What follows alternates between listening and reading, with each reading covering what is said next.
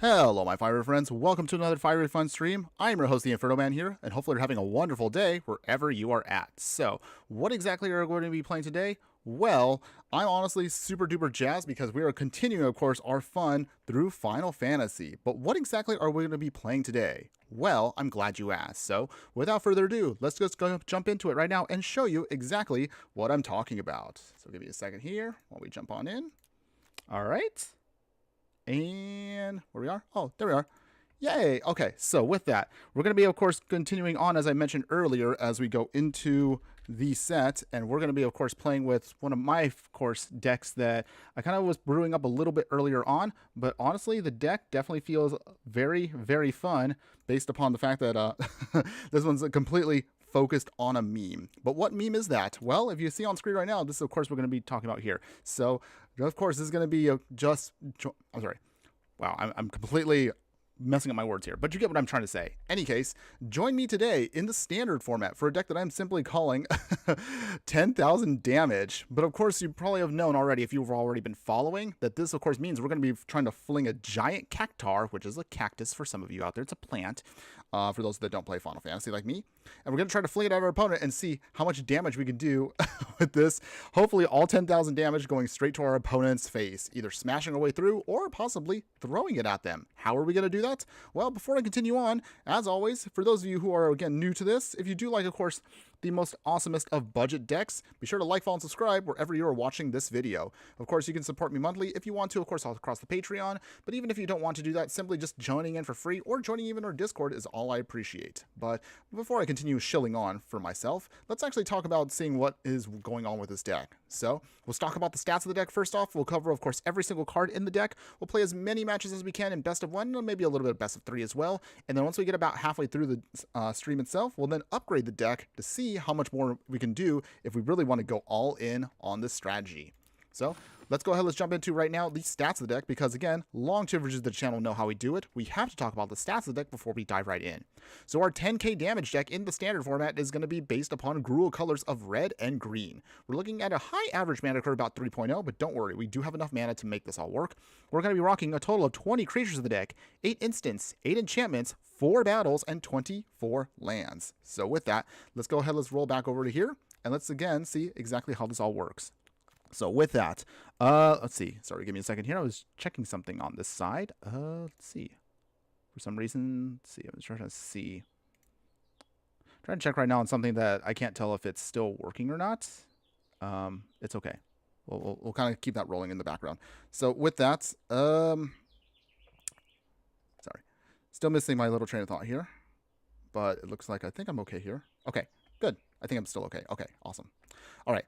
Sorry, just trying to check a couple of other technical things in the background here. It looks like everything should be running fine. Any case, so the deck, of course, is trying to focus on one silly little gimmick here. And it's going to be, of course, throwing a Jumbo Cactuar here. For those that don't know, this card, of course, is hilarious because this is literally the highest damaging creature in all of Magic the Gathering as of this set. Jumbo Cactuar here at 7 mana. It's a 1/7. However, when it attacks and gets a bonus 9,999 until end of turn. So obviously that means 10,000 damage to our opponent's face if they don't block it. But we'll talk about how we can make that work in just a second. Oh, hey, Den Splendid. Thanks again for joining us today. Hopefully having a wonderful day wherever you're at, my fiery friend. Let's go over again how we're going to get to that Jumbo Cactuar, because it's a really expensive card. But to get there, we need to start doing some ramping. So in the early game here, we have Llanowar Elves. Simply tap it down to add some green. So early game. But also we have a little bit of removal here in the 1-drop slot. We also have Burst Lightning. We have a ton of extra mana, so we can use this again as a flexible burn spell or even just a creature removal spell at any point in the game. We're also going to be utilizing here Bitter Reunion. I did some testing back and forth, and I know some people may discuss this with me, but I'll kind of talk about it here and now. So there's also another card that I thought about from Ether Drift. You could use Kickoff Celebrations, but there was a little bit of a clunky issue with this card. And the reason for that is going to be mostly just because for Kickoff Celebrations to do the same thing as Bitter Reunion, it enters. They both, of course, make you discard a card, and if you do, you draw 2 cards. However, you can sacrifice the enchantment, and then you can give all of your creatures haste until end of turn. So this can be a quick way to kind of just do a lot of aggro damage. But why Bitter Reunion over Kickoff Celebrations? They do literally the same thing. Well, the reason being is kickoff celebrations, you need to get the max speed in order to then sack it at instant speed to then give all of your creatures and vehicles haste. So in order for us to do that, and I did a little bit of testing back and forth, we never kind of ever get to max speed because by the time we try, we actually could either close out the game or we end up losing. So I kind of swapped that out for this because also we have a ton of extra mana in the deck. So usually we can spare at least one extra mana to then sacrifice this when we actually really do need it. So that's the reason why we're using Bitter Reunion over kickoff celebrations. But either way, again, your mileage may vary. It really just kind of depends. But that's, again, my reasoning if those of you that were curious about like which one is the option. Either way, you can't really go too wrong, but Bitter Reunion, I feel, does better for this deck specifically. Any case, since I mentioned already the Jumbo Cactuar, what it's trying to do, say we can't get through the damage because Jumbo Cactuar does not have any kind of, way of pushing through damage. It doesn't have trample or anything because if it had trample, this card would be busted. So to keep it fair, you have to get around chump blockers. And our best way to do that in the deck is Plan B. It's going to be self-destruct here. This is an awesome card for the deck, and it just says simply at instant speed for 2 mana, target creature you control deals X damage to any other target and X damage to itself, where X is its power. So of course that means literally we're kind of destroying our own creature at the cost of just flinging damage wherever we want. So of course, if we cannot get through that Jumbo Cactuar's damage, we literally can just self-destruct it, fling it during the attack phase, and then just hopefully just burn out our opponent with a massive spell here. So that is, again, Plan B to the deck. I don't know if that's going to work today, but we'll give it a try. We will still need a couple extra mana dorks, so we're going to use, of course, Sunset Strike Bouncer, an awesome mono-red mana dork here that can, of course, tap for red. And, of course, if you need to sacrifice it later on for 3 mana and tapping it, you can sacrifice it, deal 6 damage to a creature with flying. That's actually pretty nice, all things considered. So this can help destroy some of the bigger flyers that are running around the format, other dragons and angels and demons. So pretty solid at any point in the game. 3-1, of course, also has pretty good stats for early game damage. In the 3-drop slot here, we'll use Fierce Empath here. So this is actually one of our sweet, it's going to be one of our sweet cards that helps us dig out our Jumbo Cactuar. When it enters, you search your library for a creature card with a mana value of 6 or greater, reveal it, put it into your hand, and then shuffle. So of course with this, get the Jumbo Cactuar because it's all we can target, but that's actually awesome for us to make sure we can always make sure we have our Jumbo Cactuar when we need it. We will get a little bit of extra ramp going with Invasion of Zendikar here. So this Battle Siege allows us to dig out 2 basic lands, put them onto the battlefield, tap, and shuffle. If we, of course, can flip this, you actually get a pretty solid beatdown creature here with Awakened Skyclave. So this is actually going to be then a 4/4 with Vigilance and Haste, and you can still tap it for mana. But it's actually not too shabby if you do need to get a little bit of extra aggro damage in. And of course, in the 5-drop slot here, we actually haven't had a chance to play with this card at all, even since it came out from Duskmoor. But this is, of course, the best deck, in my opinion, to throw this into for now. Overlord of the Hauntwoods here, 6/5, Avatar Horror. When this permanent enters or attacks, you can then create a tapped colorless land, which named Everywhere, and it can be tapped for 1 mana of any color. And of course, you can then use it as, and it has also all the basic land types. This is actually a really solid card for us. You can play it, of course, as a just play it as a 3-drop and just help us just get a little bit of ramping going. Or, of course, you can pay full price later on to then give you a really nice, effective beatdown creature. 6/5 is actually nothing to scoff at, so just keep that in mind. Okay. I do apologize, everyone. Looks like we're starting to get spam on Kick. You know what? If this is going to continue, I probably will not... I don't think I'll stream anymore to Kick because it's probably not worth it with the spam we're getting. So apologies for that. I'll see if I can try to fix that a little bit later on. If it gets too out of hand again, I'll just deal with it. Any case, that's going to be the whole game plan for you for the main part of the deck. As far as our land base is concerned, again, we are a budget deck. I mean, it's as budget as can be because honestly, these 2 cards alone just jack the price up to... jacks up to well over $100. So in total, the deck, I believe, is $138, but it's actually only going to cost you... let's see. How much was that? 1, 2, 3, 4, 5, 6, 7, 8. Wait, do we have any other? Sorry. Okay, I'll talk about this card in a second, but it actually only comes out to, what, 9 rares? That's actually pretty good for a standard budget deck, but again, it's just so expensive because of the Final Fantasy cards.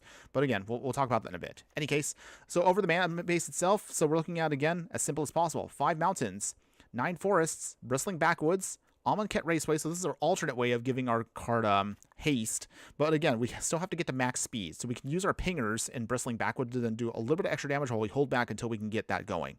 And then finally, our alternate game plan here is Escape Tunnel.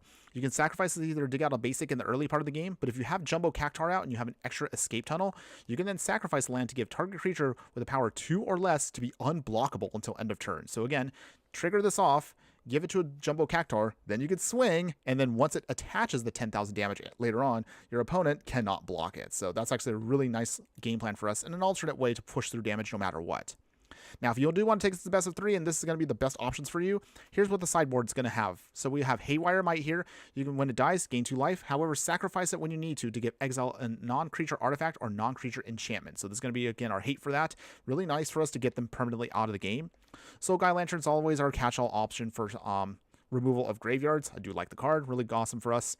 For small level stuff out there, such as, again, all the token decks out there and go wide strategies, we're going to use Pyroclasm here as our small, cheap, effective little Wrath here to just deal 2 damage to each creature. Granted, this will blow away all of our mana dorks, but that's a small price to pay just to kind of get rid of the small, cheap stuff out there.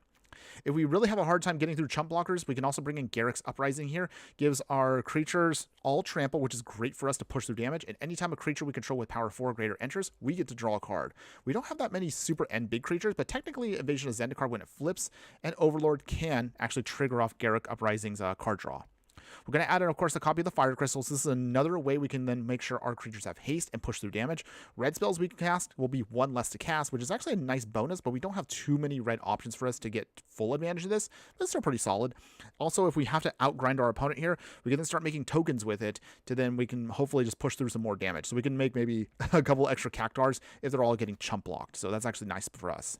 Speaking again of extra removal, we'll also add in here Witch Stalker Frenzy. So this is going to be another great instant speed removal spell for us. It'll get cheaper, of course, for each creature that attack this turn. So actually pretty nice. You actually don't have to use it initially during the attack phase. You can use it after maybe your second main phase or maybe at the end of a turn if you do kind of want to strategically make adjustments to your removal. I mean, you don't usually do it that way, but it is a nice option. And then finally, if we need to protect our game plan until we know for sure we can go off, we'll add in Tyvar's Stand here. So it gives target creature we control +X/+X and hexproof and indestructible until end of turn. Since we have a ton of extra mana to work with here, you can actually even pump up other things you don't need to necessarily expect. Because let's be honest, you play Jumbo Cactuar, your opponent knows exactly what you're doing. So you can kind of get sneakier with them and add in Tyvar's Stand to protect it. Or you can also add that with extra mana to Overlord or even your Skyclave or any of your other creatures to push through the final points of damage to close out the game. But otherwise, that is the whole game plan for you, everybody. Is it possible to get through 10,000 damage against our opponent in the standard format? Well, there's only one way to find out. So let's go ahead, let's take this deck into ranked best of 1 for now. Let's do some damage, and we'll see how well the deck can do. Whew. All right, as always, do appreciate everybody kind of getting through that. Let me know again how you feel about the deck throughout the course of it. Hopefully, again, should be doing really well. I mean, granted, the gimmick is very, very linear, but we should be able to get a couple of nice wins here and there. All right, so with that, let's go ahead and see what we can pull off here. Okay, so with that, all right, there we go. We're going to keep this hand. All right, opponent, what you got? It's time to do. Yeah, all right. So for right now, we have the forest. We have the Amonkhet Raceway. So that's good for us. We'll put down the forest first, of course. Get down our Land of War Elves. We can dig out all of our, with our Fierce Empaths here, extra Cactuars if we need them to.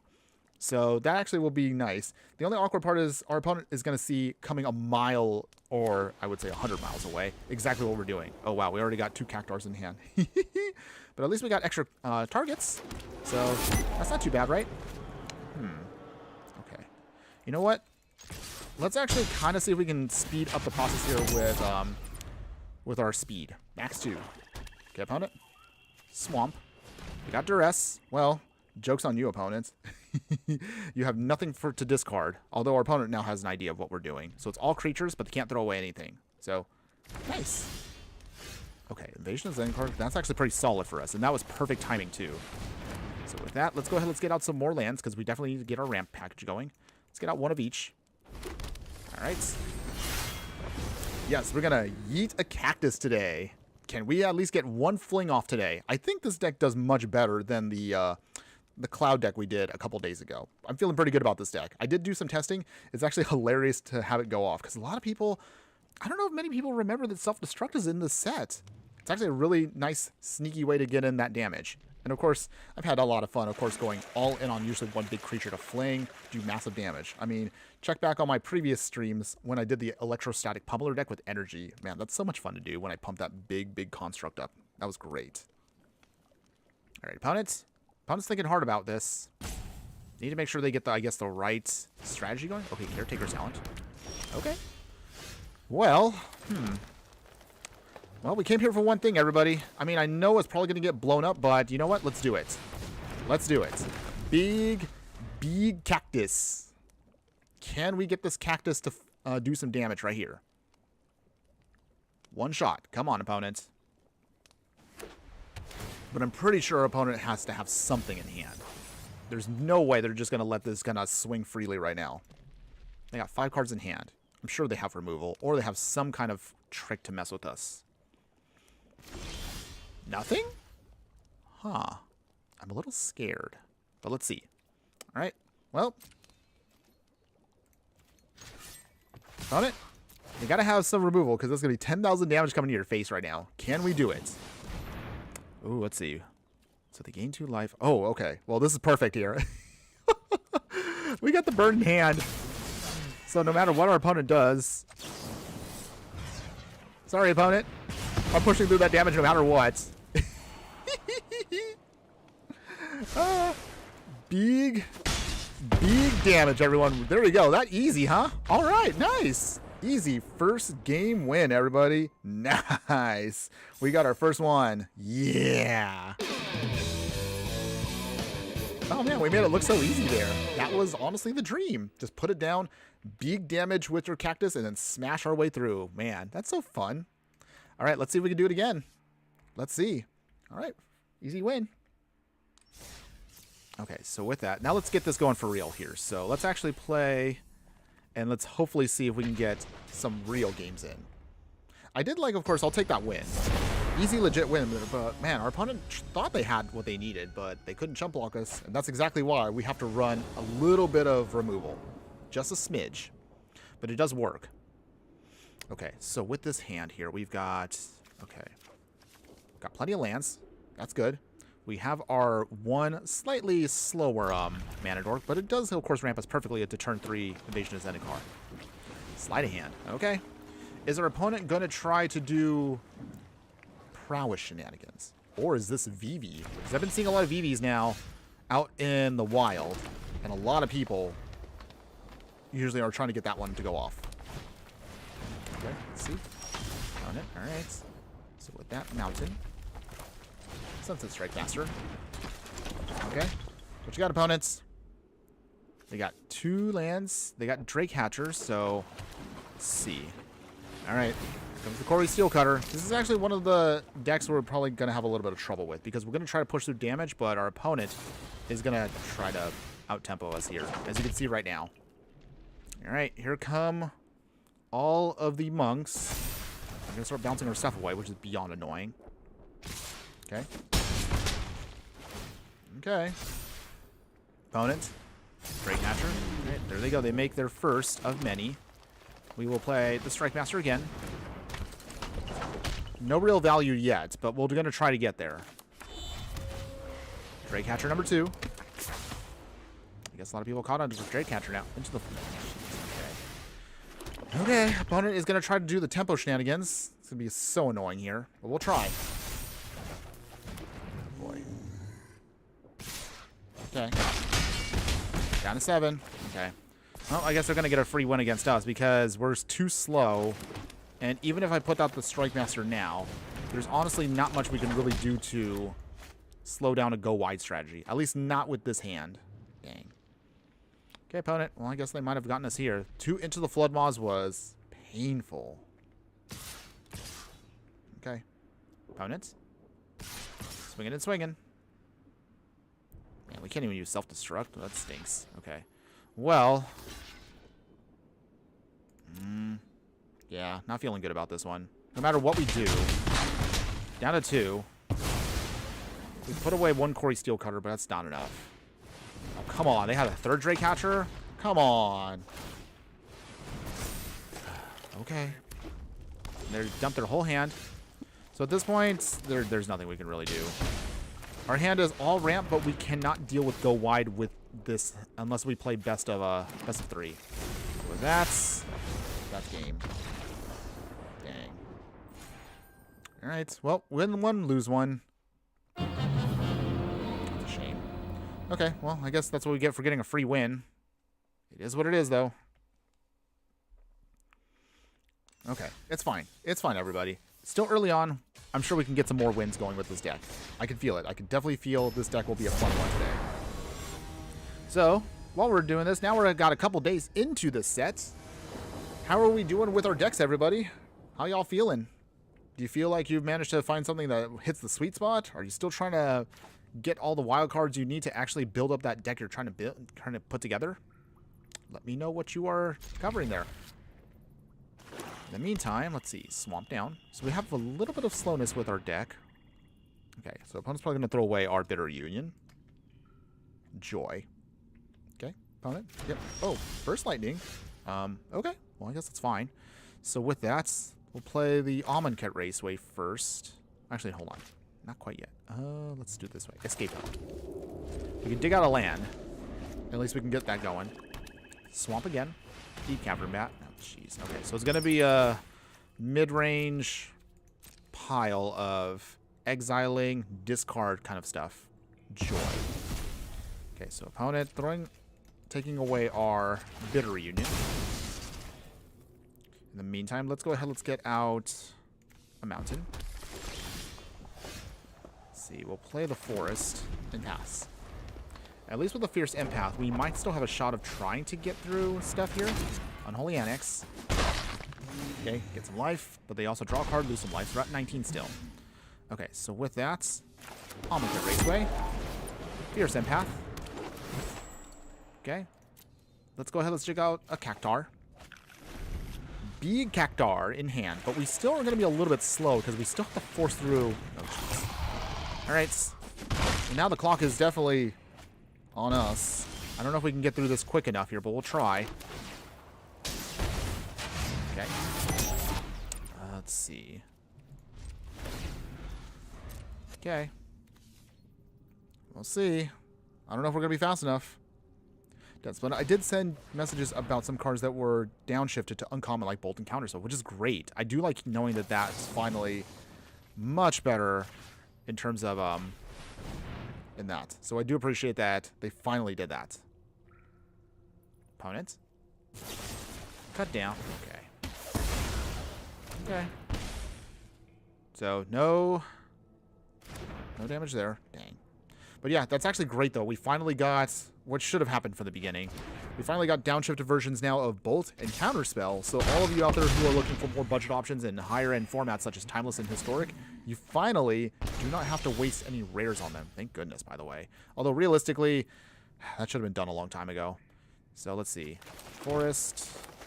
Okay, and we're going to lose here no matter what. Because even if I played the Overlord, we have no way of stopping that card. I mean, even if we get a tapped land. We don't have anything in hand unless we actually had our Sunset Strike Master, which we don't do, so. All right, lose again. Jeez. Okay. It's going to be a little bit tough today because our deck, again, is still trying to do one big gimmick. And if we can get it off, it's great. But as you can kind of see, we're kind of at the mercy of other decks that are a little bit more faster than us. So that's okay. I do know, and I have a feeling we can try to get one fling in today. Just one fling. I would like to see us get one big fling off. We managed to get, of course, one legit win with just smashing our way through. I mean, there wasn't much resistance, but it still worked. Okay, so big ramp hand here. So we can keep this. And then we will go Forest Llanowar Elves, which is not bad. We would prefer, though, an actual untapped land. Ooh, got the Jumbo Cactuar. That's good. So let's do it this way then. Let's play the Forest. Llanowar Elves. Alright, opponents. What you got? Show me what you got. What do we got? Starting town. Oh. Okay. A free win? I mean, yay? But that's not what I wanted. Okay. Okay, well, again, a win's a win. Just trying over here to get something going. Alright, flip that over. Okay. That's kind of cute. Okay, let's give this a try again. We'll try again.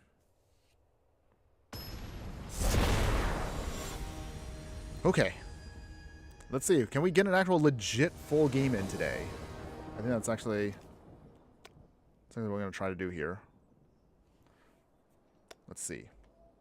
Megatron owner over on YouTube. Thanks again for joining us today, my fire friend. Hopefully you're having a wonderful day wherever you're at. The power of Llanowar Elves. Oh, yeah. Opponent's like, you know what? I'm not dealing with that card. I'm out. But, I mean, yeah. Sometimes you see that turn 1 Llanowar Elves and you're like, wait, I don't have an option to deal with that. I know, awkwardly enough. You let an opponent ramp, and they will ramp. I should know. I've gotten run over a lot of times from ramp decks when I don't have the right answer. But as you saw, we kind of got one ourselves there. Okay, opponent is mulliganing. I guess that helps us out. I mean, if they actually want to play. Okay, so we're going to be a little slow here, but that's okay. Bristling backwoods. Ping our opponent for 1. They're down to 19. First blood. First blood. We do have in hand a decent amount of ramp if we can get there with it. Okay, Fierce Empath, that's not bad. Okay, Capsuline Forest. Mountain. Okay, opponent, what do you got? Invasion of Ergamon. Okay. Interesting option. I thought about this also for this deck originally. I haven't decided yet if this might be a better option than the Sunset Strike Master. It kind of depends. But this might be something we might consider as an alternative. In the meantime, let's get our Fierce Empath going. Not for any real value. We can just get a backup Cactuar here. Big Cactuar. Okay, opponents. Oh, Blaze Fire. Okay, so they're Jund. Huh. Tokens? I wonder what they're trying to play here. Well, while wondering, let's go ahead, let's put down our own battle. Invasion of Zendikar. Okay, we're going to dig out some lands. Let's get out for now 2 more forests. We've got all the forests in the world now. Opponent. Do you have an answer? So for the time being, until we get that Cactuar out, we can still spend a little bit of time hopefully flipping the Invasion of Zendikar. It gives us at least 1 extra creature to kind of put pressure on our opponent. Rakdos joins up. Okay, so that's what they're trying to do. All right. So, tally. Doing a tally things. But okay. Annoying, but it's not unavoidable. Okay, seize the spoils. They took from us a self-destruct. I mean, they could use that if they if they want to. If they really want to. But that means they blow up their own creature, which I don't think they're going to do. Kind of a shame, though, because we really could use that self-destruct. Oh, they actually blow themselves up? Okay, well. Huh. Wasn't expecting that. Okay, so they do discard a card. They get a land. Huh. Okay, we're down to 11. Get some extra cards. Bristling backwoods again. So let's see here. Let us ping our opponent here for 1. And then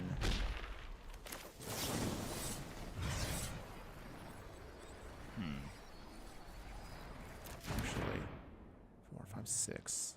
We need 5 for that. We'll wait. We will wait. If they swing, we can blow it up, or we can also flip our Invasion of Zendikar for 2, and then possibly do some extra shenanigans here. And also, we do have 2 Burst Lightnings, so we can use both. Okay, opponent, what you gonna do? 2 cards in hand, and we know that one of them is also a battle. Those joints up again. Okay. Okay. Alright, opponent is trying to do sneaky shenanigans here. What did they take from us this time? Oh, they took an Overlord. Ugh. Ugh. Not what I wanted to see. Okay. Looks like they're reanimating everything. So, this is unfortunate. Jeez. Okay. Well. Swing here big. Well, I guess we can do it this way. Invasion of Zendikar for 1. Alright. Awaken Skyclave. And then we max value.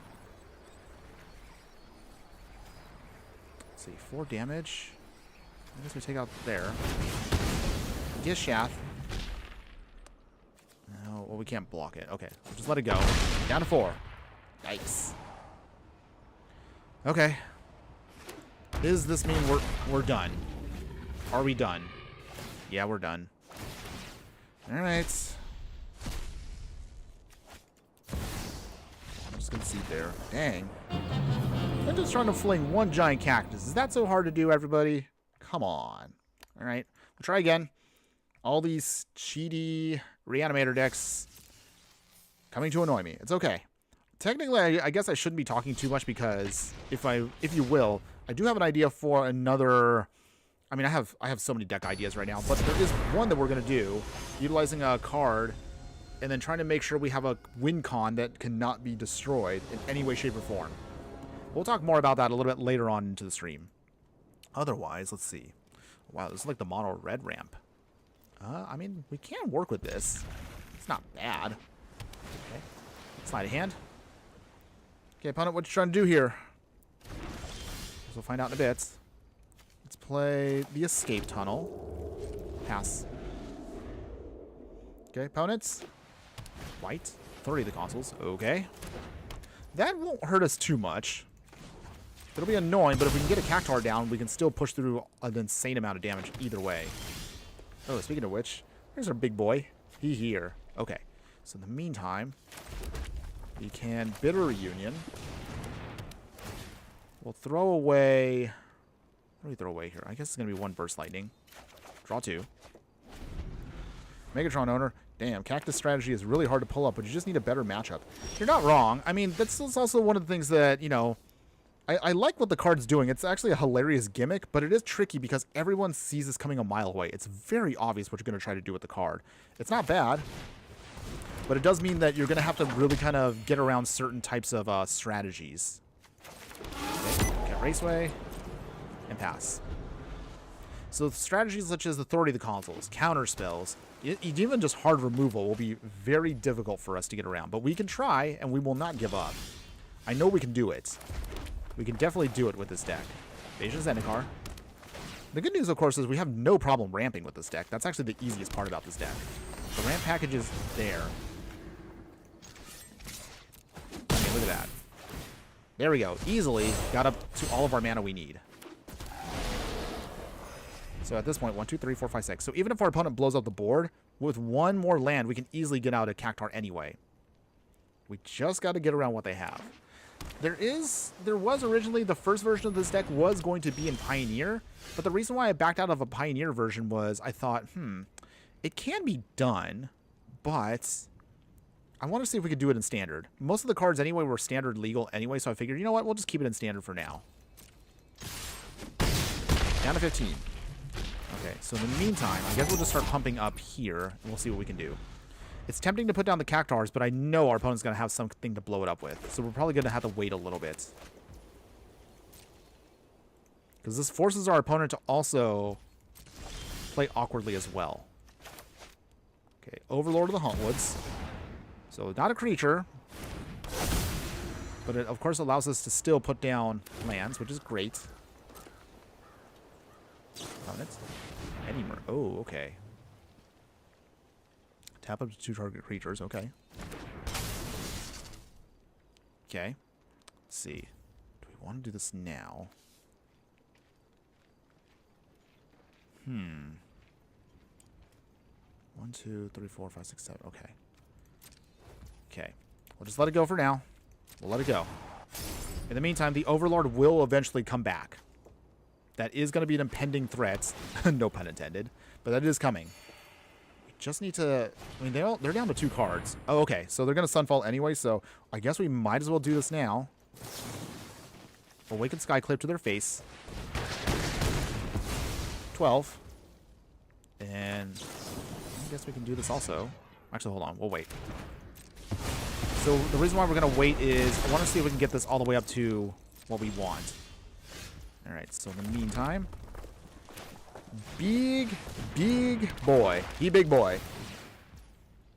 Gonna get some life back, but 10,000 damage. Good luck trying to get enough life to sponge a 10,000 damage hit. Okay. Alright. We're gonna try. They have 2 more cards in hand. We have 1 more self-destruct, though. If we could just get 1 swing in, we might be able to pull this off. Okay. So here's what I'm going to try to do to get around this. We will burst lightning away this in case of they... Okay, so they don't have anything else. Oh my goodness. Aw, opponent! Oh, I wanted to do the swing! You thought your little incubation token was going to block you? What's the matter? Aw, I wanted to... Dang, they will almost let me have that one. That's okay, though. At that point, they knew they were going to lose, so I'll take that win. All right, nice. Nice, nice, nice. So in some instances, especially with a control deck, you probably don't want to cast a spell such as blowing them up because you probably would have gotten counterspelled, but at least we had the backup option set to go. So that was pretty good. Nice. I liked it. Okay, so let's go ahead. Let's give this another round here. Megatron owner, by the way, what is your opinion about the direction of Magic is heading in right now? I feel like it gets so complicated and just keep getting crazier. That's not necessarily a bad thing, but in real life I can't keep up. Oh, that's a good question. So, in my opinion, let's see, Megatron owner, I don't know.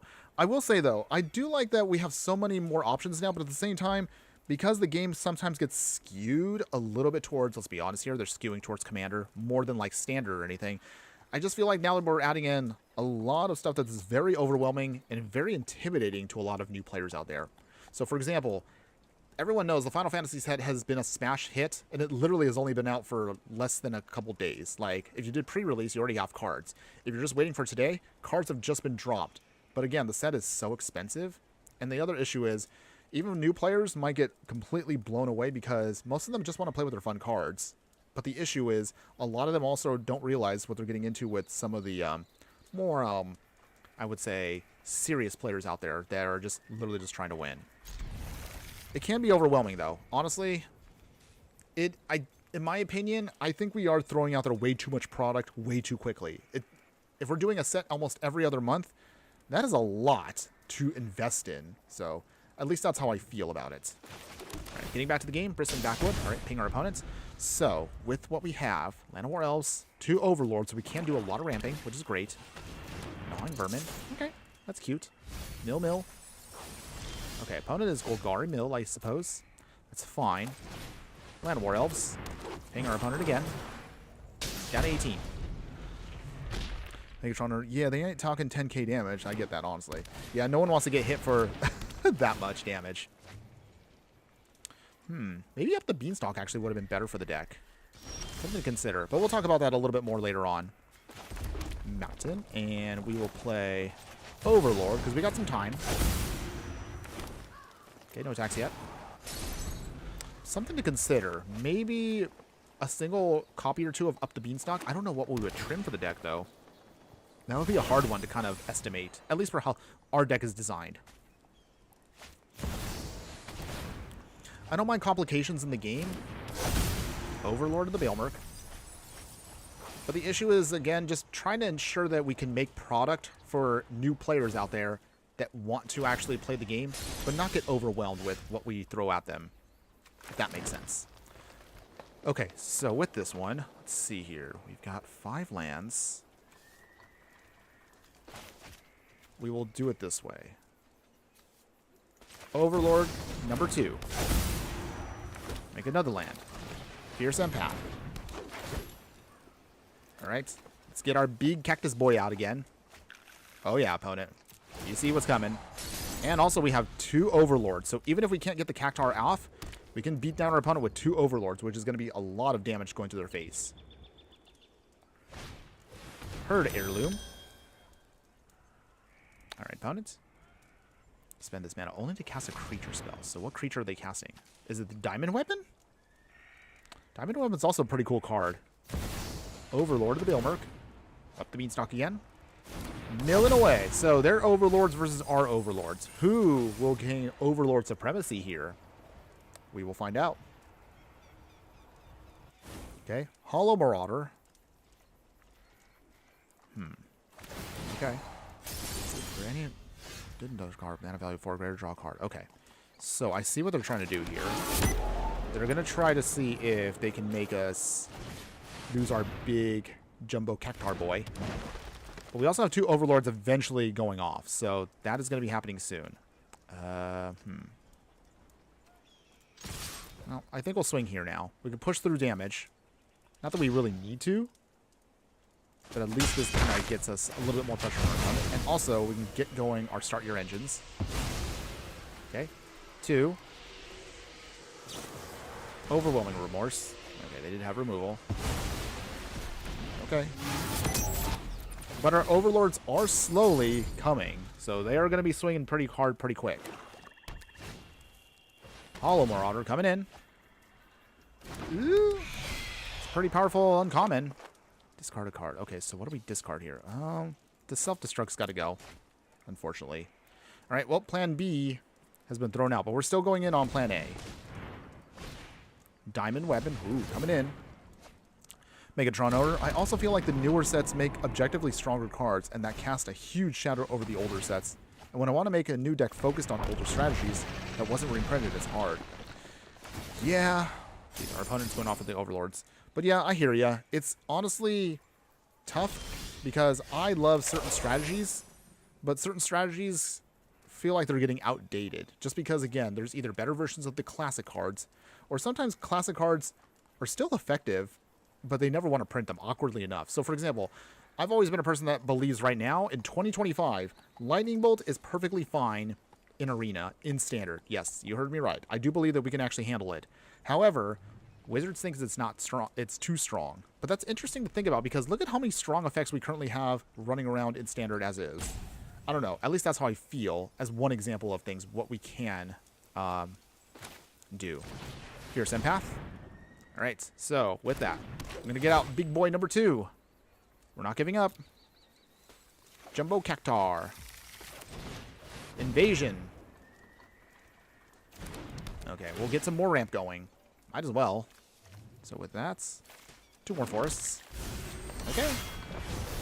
And then with our pending, here come one of the Overlords. Coming on in. Oh, but our opponent probably has removal. Okay, of course they have removal. Alright, well that's another piece of removal they already got rid of. So that's a lot.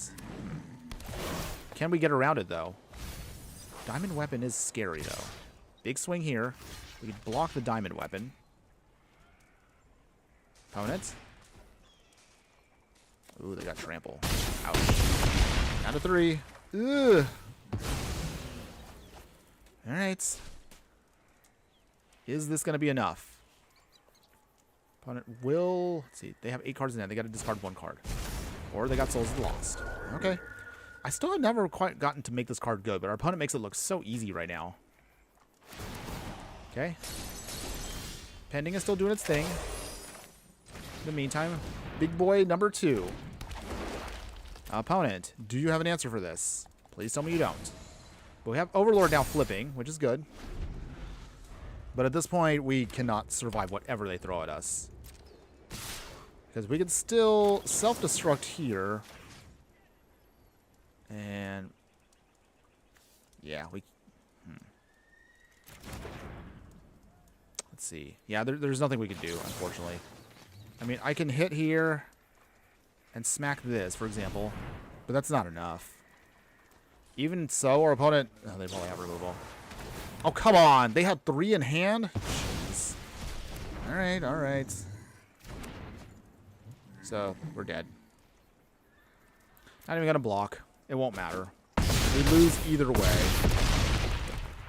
Man. Okay, well, even with these losses, we're still actually doing awkwardly enough better than the last stream. Man, that Cloud Equipment deck, I had high hopes for that deck, but it just could not go off. It's okay, though. Not a big deal. We still got to keep the positivity. The point is, of course, as always, you want to make sure you're still having fun. But I can definitely say right now, I mean, this is definitely a fun set, but I'm scared that sets like this will eventually overshadow actual regular Magic sets. So, for example, Edge of Eternities is coming in literally less than 2 months. So that's the next big set. That is an original Magic set, which I'm looking forward to. But after that, we're going to be doing Spider-Man, and we got Avatar coming up. So hopefully it's not going to overshadow too much what makes Magic Magic. Just my opinions, though. Not sure how you all feel about that, but I guess we'll all find out together soon enough.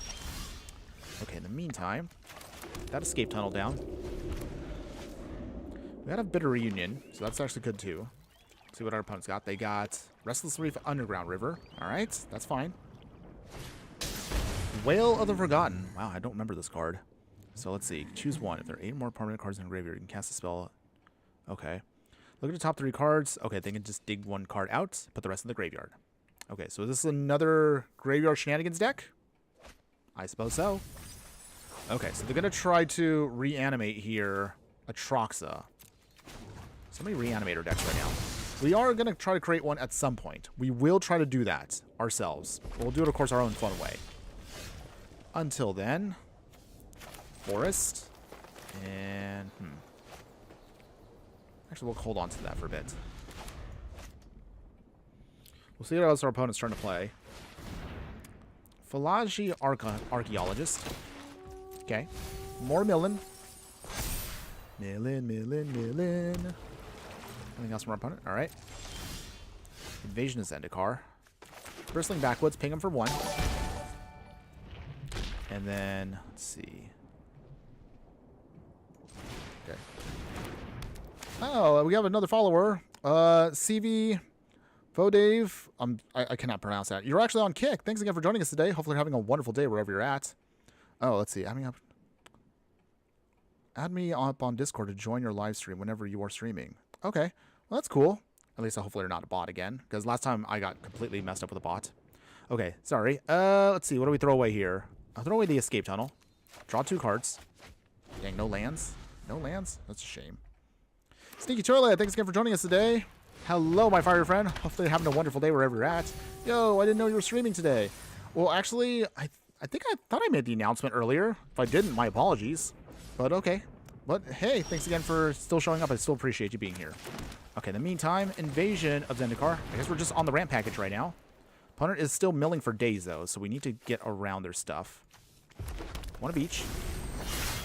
Megatron owner, I wish it would be easier to get cards in Arena. It would open up so many opportunities for deck experimentation. I know they've said it many, many times, but I still firmly believe... Oh, here comes the Atroxa. I still firmly believe that all they have to do, and I know they're not going to do it, if they would just allow you to break down, i.e. dusting, like other card games do, let us dust our old cards. Because I have right now like 12 Duresses that will do nothing for me. If I could just break down those extra copies of cards from other sets, let me recraft that into wild card material so I can actually use them to make cards I actually do need. But that's asking way too much for Wizards. I don't know why. It doesn't make any sense why they don't do it. I mean, I understand why, but I still don't like it. So, well, let's see here. Fierce Empath. We can put another big boy into our hand. So another Jumbo Cactuar. Land of War Elves. And... okay, well, we can't really do much with the Burst Lightning. Okay. Well, once again, we have a big creature we have a hard time dealing with. I think that's probably also the biggest issue with this deck is big creatures beyond, like, 5 or 6 toughness will be very hard for us to deal with. At least with how this deck is designed. Oh, you think you missed it? Oh, that's okay. Well, again, the important part is you're still here, so thanks again for that. Okay, in the meantime... opponent. Zombify... oh, come on, opponent. Alright. Was it a big mistake to put Zombify into the format with all these stupidly powerful cards? I don't know. What do you think about that, everybody? Okay, at the beginning of combat... so they're going to start... let's see. Exile 1 card from the graveyard. If you exile it, you create a demon... okay. Wow. Okay. That is going to be something scary. Having haste and flying is not good. Okay. Is there a way to get around these Reanimator decks? Because I swear, we're dealing with Reanimator after Reanimator after Reanimator, and it's beyond annoying right now. Okay, opponent is stealing stuff. Sounds like something you would like to do, Dense Linnet, if you're still there. Invasion. Okay. They're going to dig out their own basics thanks to our ramp. Yeah! It's fine. It's fine. Kyored. Oh. Cure EDH. Thanks again for joining us today, my fire friend. Hopefully you're having a wonderful day wherever you're at. Over on Twitch. Oh no, not a fling deck using Jumbo Cactuars. I should have thought of this myself. Well, I mean, if we can't fling it, I mean, plan B was just to self-destruct it. But right now, we can't even get the trigger off. Dang, our opponents right now are we're just dealing with Reanimator decks right now. So it's just really, really awkward right now to see if we could try to make this work. Okay, well, okay. An Overlord's not horrible. Maybe at least we can put this down. So, make a tap land. And, no attacks yet, of course. Megatron Order. Reanimator is a timeless strategy. I mean, there was a period without it. I mean, yeah. We've had standards where we don't have reanimation strategies. I mean, it's been a while since we actually had legit Reanimator decks in Standard. Most of them have been kind of low end. Like, you know, only get, like, creatures with a mana value of 1, 2, maybe 3. But I realize now we actually have a lot of reanimation stuff in here. Okay, we discard a card. Let's see. I guess we'll discard Burst Lightning. Okay, opponent. Anything else? Anything else?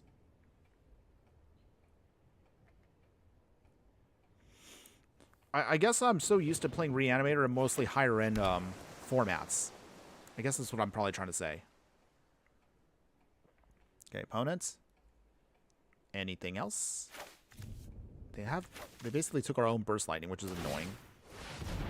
Okay. They turn on the Restless Reef.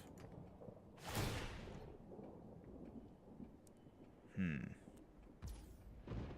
have another Atroxa. Okay, opponents. Don't go too crazy now. Okay. So now they have another... Wait, is that one also legendary? It's still legendary, right? Okay. Either way. They swinging? They gotta swing. They turn on the Restless Reef for a reason. Okay. Well... I'm not sure how we can get around this. We're gonna try. I don't have high hopes, though. After this, we'll try one best of 3 on this budget version, and we'll try the non-budget version. Man, I'm really hoping today we could get one fling off, like one legit fling. But we're not working on it. It's not working out right now. Okay, opponent, anything else? Okay, so with that, I guess we'll block the Overlord. Actually, no, hold on. Fierce Empath blocks that. Okay, in the meantime... How do I want to do this? I can do 6 damage there, but that's still not enough. Actually, maybe it is. I'm not sure I want to do this one. 6 damage to face.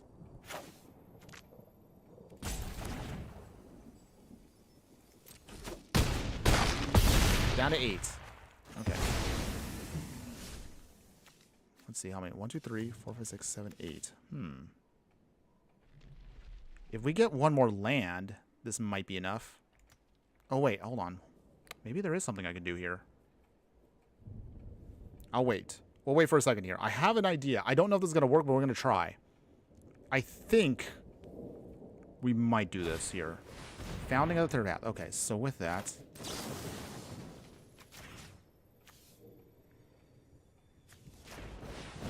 Okay, we'll do this now before our opponent does anything else. Okay. So our opponent here... Awaken Skyclave. Okay. Let that resolve. What else are they going to do? Okay, so they can cast an instant spell for 1. Okay, Wail of the Forgotten. Oh, come on. That honestly was really what we needed right now. Dang it. Okay. This causes a problem for us. Dang. So, because the plan I was trying to come up with right now was 1, 2, 3, 4, 5, 6, 7, 8, 9, 10. This is down. 7. And that would have been enough to fling for instant speed. At least that's what I'm trying to do here. Because that we need... How much do we need right now? Yeah, we need a ton of mana. Like an actual literal ton. Okay, opponents. Burst Lightning to our face. Anything else? God, Such a ridiculous deck. Okay, so in theory right now, so that's 7. Oh. Dang. We almost had it. Dang, we were so close on that one. I honestly thought, like, okay, if they didn't bounce away the self-destruct, and they didn't steal our cards there, man, we actually had it ready to go. Because in theory, we just had enough. We just needed one turn to go off. That's a heartbreaker, by the way. Okay. Oh, wait, hold on. Cancel out for a second. Let's try this at least in one best of 3. At least one best of 3. I would like to see maybe, even if our opponent knows exactly what we're doing, maybe a best of 3 might be the better option for us. Okay. Best of 3 standard. Whether or not this works, we'll then jump to the non-budget version to kind of see if we're willing to invest a little bit more into rares and mythics, maybe we might get a little bit more effectiveness out of the deck. Until then, let's see. Okay, so we got enough card draw, ramp, some early game removal. Okay. This can work. Oh, last one was such a heartbreaker. If they didn't steal our cards, we honestly could have probably won on that last one. But dang, they just had it. Okay. Either way, we're going to try again here. Opponent is mulliganed a lot, so that's actually helpful for us. Forest into Land of War Elves again. Okay, opponent, what you got? Bring it on. It's time to do. Okay. Lush Portinco, or Portico? Porcito? I cannot say the word, by the way. Words are hard, by the way. Any case, Bristling Backwoods. Ping our opponent. We swing down to 18. So, Forest again. Dredger's Insight. So, let's see. More. Okay, so it's enchantments. Abzan enchantments? Okay. We'll see how that goes. Mountain into Invasion Zendikar. Get some basics out. We'll get out 2 forests. So with this, we have Bitter Reunion ready to go. Overlord of the Hauntwoods. Okay. Hunter is also getting the ramp going. Let's see. In that case, then, Bitter Reunion. We will discard 1 Bristling Backwoods, draw 2. Forest. Let's see. 1. Okay. No attacks right now. Okay, and we can flip the Skyclave, which is great also, so that can give us at least a threat next turn. Okay, so we're close to where we want to be at. We just need to get our big cactus out. Get our big cactus out, we can get a win here. Okay, big Overlord.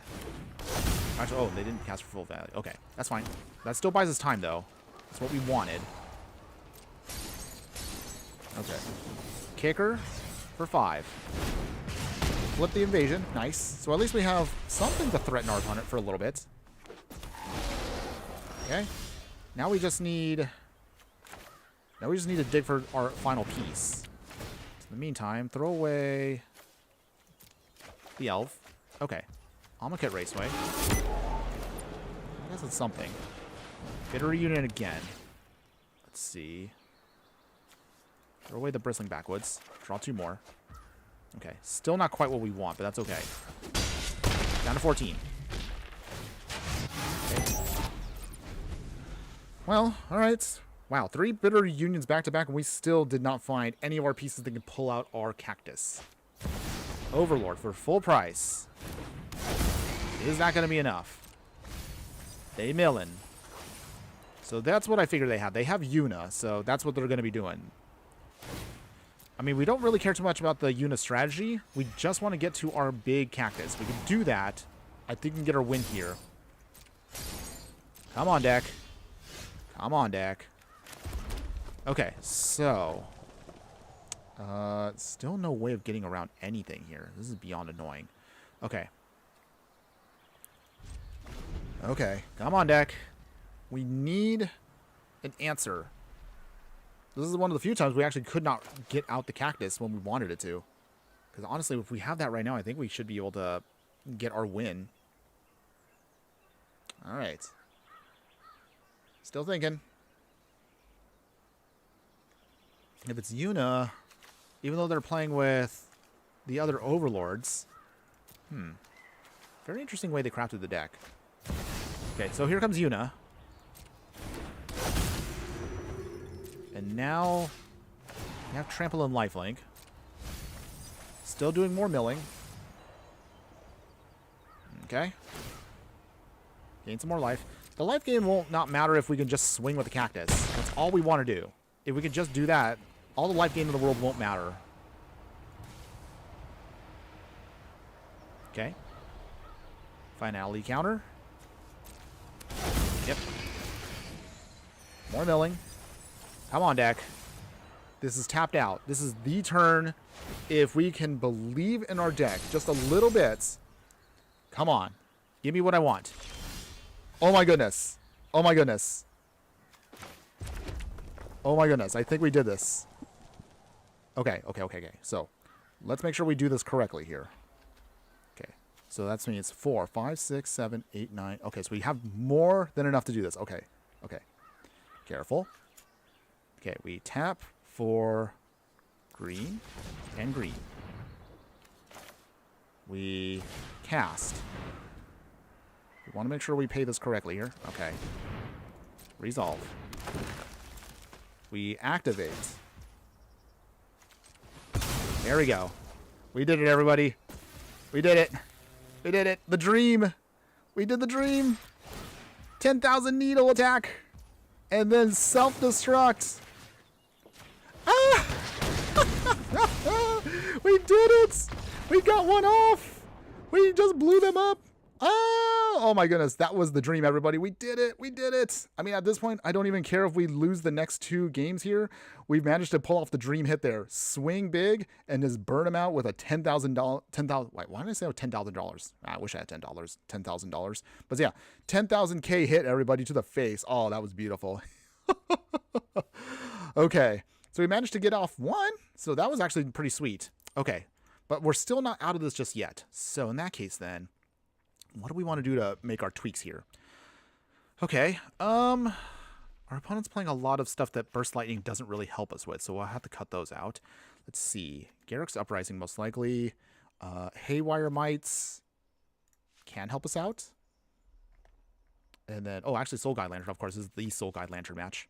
So we need all that. Let's see here. Or actually, I don't know if we really need the Garruk's Uprising.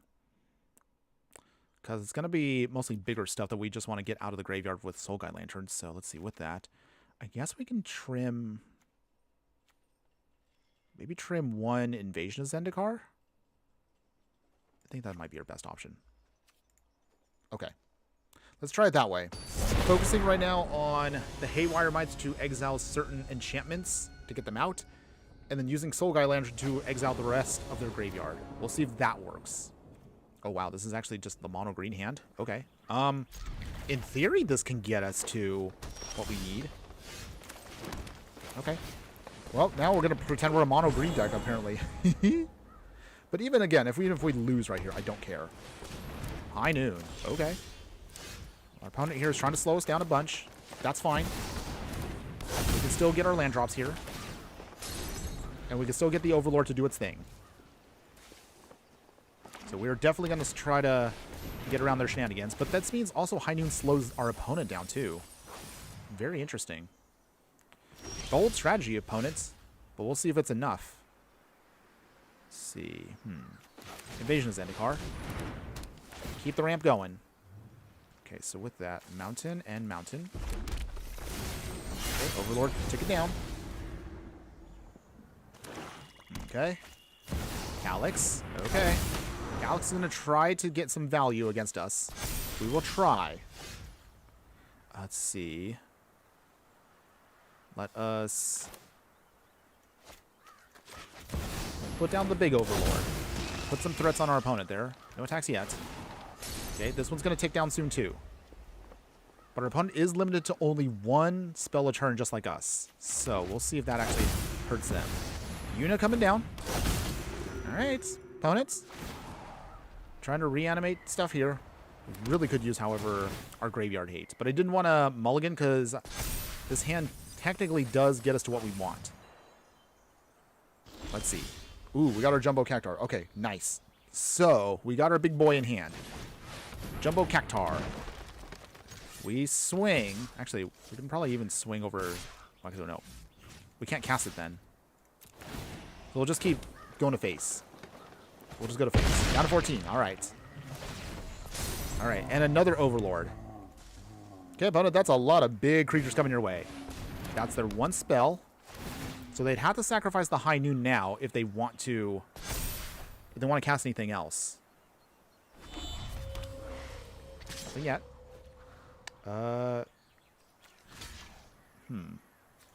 Actually, no, we won't block it. Let them do their damage. Okay, they'll make a token. That's fine. We can still get around it. Because we have a ton of stuff now. Opponents? Okay, summon Fenrir. Okay, they get their ramp going. A lot of life gain. Oh, okay.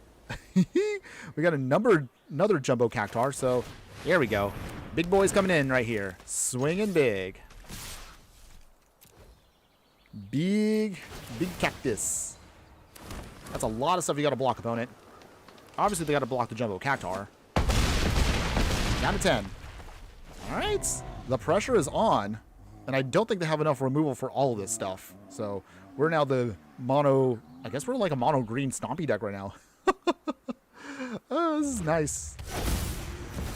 Oh, summon Knights of the Round. That's actually another card I actually want to go in on.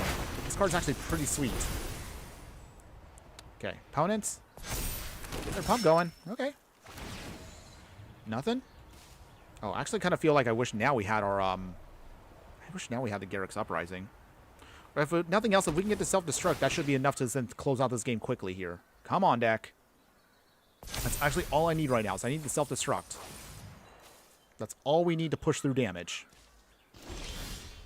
Okay, another forest. So now we have an insane amount of mana. Okay. Dig out Cactuar number 3. So in the meantime, we got to start pushing through damage, because we got to force our opponent into a spot where they have to just keep blocking. Man, they're just blocking big hits here. Okay. Wow, okay.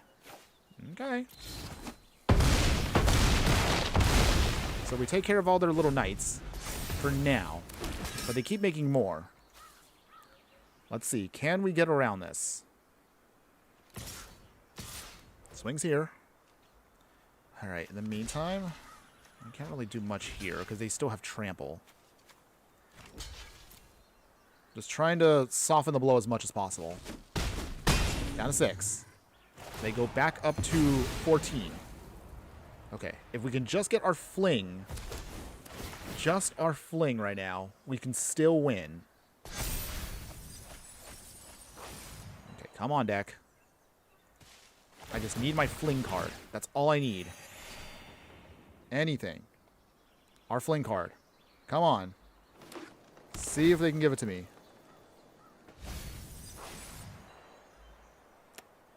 Believe. We gotta believe. Can we do it? Virtual persistence, okay. Okay, so they got more reanimation nonsense going on, but that's fine. We can still get around it. All we just need is just one massive swing right here. That's all we can do. Overlord of the Hauntwoods on their side. Annoying. That's okay. Come on, deck. Okay. So, I guess we don't have a choice here. Big Cactuar still. This awkwardly puts us now on the offensive. Or, I'm sorry, the defensive. Because even if we swing right here, we could still blow away... What is that now? 3 creatures? But that's not enough on the backswing. No, we could still lose. We could chum block. But they all make more knights. At some point, though, we will try to do a knight deck again. We have so many pieces right here. Oh, jeez. Okay. They're still doing it. Okay. Ugh. Is there any hope left? Or are we now just screwed?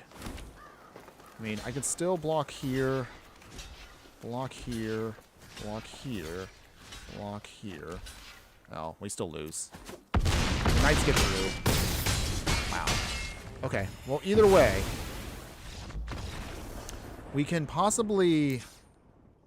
Okay. So, let's see. I think the Garrick's Uprising might actually now be a better option for us to put in. We might want to cut one other thing, though. I guess we'll cut one Sunset Strike Master. Just one. Just one. Okay. Let's see if we can try to do it. We are now at round 3 of this match. Can we do it? Let's get it on. It's time to do. We'll go first. Okay. Well, now we got the Soul Guide Lantern in hand. That's great for early game threats. All right. Let's put down a Forest and Soul Guide Lantern early on. No value right now, but it's going to be there to stop our opponents. So at least now we have an option for the time being. Opponents. Surveillance. Another Forest. Slow and steady. First Blood. Hit our opponent for 1. Okay. Okay, so while I'm also trying to see if we can get this going here, question for everybody out there that is watching. What do you think is currently the most powerful card in the Final Fantasy set? Do you think it's Sephiroth? Do you think it's one of the sagas? Let me know what your thoughts are. Okay, so we're going to get our big Cactuar again. Because I would love to hear from all y'all. So in the meantime, we got 3 big Cactuars. Can't summon them just yet, but they are coming. Almond Kit Raceway, okay. Not too shabby right now. We are getting a ramp going, so it is working. Little by little. No attacks yet? We'll wait. As long as it doesn't have trample, we can then buy time for the time being. Okay, opponents. Okay, throwing away a Hauntwood. Summon. Vernier. Originally, I had this as a budget option, but we'll talk about that also at the end of the stream. A potential budget option with this, if you want to still get ramp on, but maybe you don't want to spend the money on, or at least the rare wildcards on Overlord of the Hauntwoods. Summoning Fury is actually a pretty good option there. Okay, block here. No damage. They don't trigger off anything. Forest, okay. So with that. Alright, we came here for big boys. So there we go. Jumbo Cactuar's in. And online. Okay, what else you got, opponent? Overlords? Are they coming? Oh, they have a Get Lost. Alright, okay. Let's see. Opponent. Okay, there's their Overlord. Okay. Comes in with more stuff. Ugh. Okay, so now they actually have their removal. They deal some damage to us, down to 15. Come on, deck. We can do it. I know we can. Resolve. Okay, impending. Okay, so with that, Forest. Land of War Elves. Jumbo Big Cactuar number 2. Is that enough? Okay. They draw a card. They lose their creature, or saga. Well, that's both, actually. Okay. Any more removal for our next big Cactuar? And then we'll have to be mindful as to how quick we can pull this off here. Oh, okay. So, we're going to have to actually... We might actually have to pull this off here. I don't want Yuna starting to get more stuff for free. Okay. Chop block. Okay, Yuna's ability goes off. Maybe. Spiritual person. No, that's why they had it. Okay. Annoying. Okay, so in that case then, we have to exile their graveyard. Just to at least stall out for a bit. Okay. We draw. Okay, Fierce Empath is actually not bad either, because we still can do our thing here.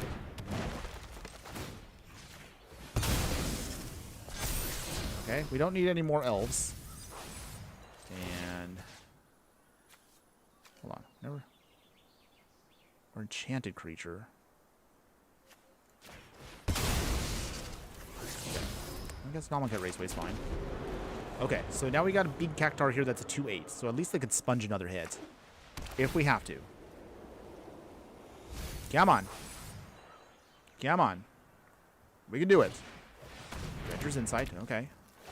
So now we're kind of in an awkward spot here because we don't have any more graveyard hates. But the graveyard hate we have is all we can afford, at least for a budget deck. So that's kind of why, oh boy, they're now going to just mill for days here and eventually start getting a ton of value. But if we can at least get our Garruk's Uprising or anything else that can help us push through damage, self-destruct, something, even card draw right now would be helpful for us. Something would help us get through this. Can we get there? They have 2 cards in hand. Oh, no attacks? Okay. Just going to get the value. Summon Bahamut. Okay. Alright. Dang. Well, we got 1 win. And, okay, well, there's the Bitter Reunion. So, well, first off, Fierce Empath. Get out our next and our last Cactuar. Alright, it's all up to you. Can you do it? Oh, they can still destroy the permanents? Okay. Yeah, we're cooked now. Okay. Okay, we're definitely cooked. Oh, come on! 2 of these back-to-back? They're not even legendary? That's annoying. Okay, well, we're... Dang. Well, we didn't expect, of course, that we were going to probably get past the first win because our opponent knew exactly how to kind of stop us. But that's, of course, the downside of a gimmick deck. Any case, that's pretty much it for the budget version of the deck. But let's take the time now to look at a non-budget version and see if you really actually like the deck, even if it is a little clunky and a little glass cannony. Here's the upgrades I can recommend for you to get more value out of the deck. So if you want to invest a little bit more, what we can do is most of the main deck is going to stay the same. However, we did also run into some issues with some life gains. So we're actually going to do some small cuts here and there. We're going to add in Screaming Nemesis now. So we'll take out our Burst Lightnings and we'll have a stronger option here. Screaming Nemesis is actually not too shabby. Even with the self-destruct on it, you can technically do, in theory, up to 6 damage to an opponent's face for 2 mana. That's actually a pretty good rate for us, so that's actually something you can do. In terms of other upgrades for the deck, keep everything as is, because we're going to keep the game plan as streamlined as possible. Your upgrades will be to the mana base now, so 5 and 6 for forests and mountains here. Commercial district for surveilling, so we can kind of filter a little bit easier. Thorn Spire Verge here gives us a little bit more of an untapped duel that we can use. We'll keep a single copy of Amonkhet Raceway here because it doesn't look like we're going to rely on that too much, but it is there as an option for us. And finally, rounding out our package will be an entire set of Fable Passage to make sure we have a little bit of better consistency with digging out our lands. You can use Escape Tunnel still, but as you kind of saw today, it kind of is a very niche and it doesn't help us all the time. So just FYI. As far as your sideboard upgrades I can recommend for you, keep pretty much the first half here. The Haywire might stay, Soulguy Lantern stays, Garruk's Uprising will stay, Fire Crystal stays. We have a single copy of Smuggler's Surprise, so this one, as a spree mechanic, you can either mill some cards or maybe you can bring some creatures back to our hand. For the full price here, you can put up to 2 creature cards from your hand onto the battlefield at instant speed. You can actually do this sometimes at the end of an opponent's end step with some Jumbo Cactuars or even Overlords. That's actually really good value for what we have. Or again, for the other purpose is you can give all of your creatures power 4 or greater, hexproof and indestructible. So technically, if timed right, you can protect your Zendikar, you can protect your Overlord and the Jumbo Cactuar at least once it swings. And then to round out the package here, we'll have some Slag Storms here. Stronger removal for our opponent here, either 2-face or again, just blow up everything for 3 damage. Witchstalker's Frenzy stays, and then we trim down to only 3 copies of Tyvar Stand to round out our package. This is now going to be the upgraded version that we're going to try out for the remainder of the stream. Let's see if this version actually is going to be better. So standard ranked, 10,000 upgrade. And if you do like the decks in any way, shape, or form, and if you do want to see a little bit more out of them, or at least kind of maybe see the structure of what we put together, I will, of course, leave links at the end of the live stream, so this way you guys can then copy and paste and make your own variants, or maybe you can just literally take what I want. Maybe some of you might have a better version than we do. Either way, that'll all be, of course, added to the end. Okay. So let's see. With this package here, Commercial District, let's filter out to see what we got. Okay, got a Field Passage. Not quite what we want because it's going to be a little slow, but that's okay. We get our ramp going pretty quick. Okay, Land of War Elves. Fable Passage. And pass. Alright, opponent, what you got? Island.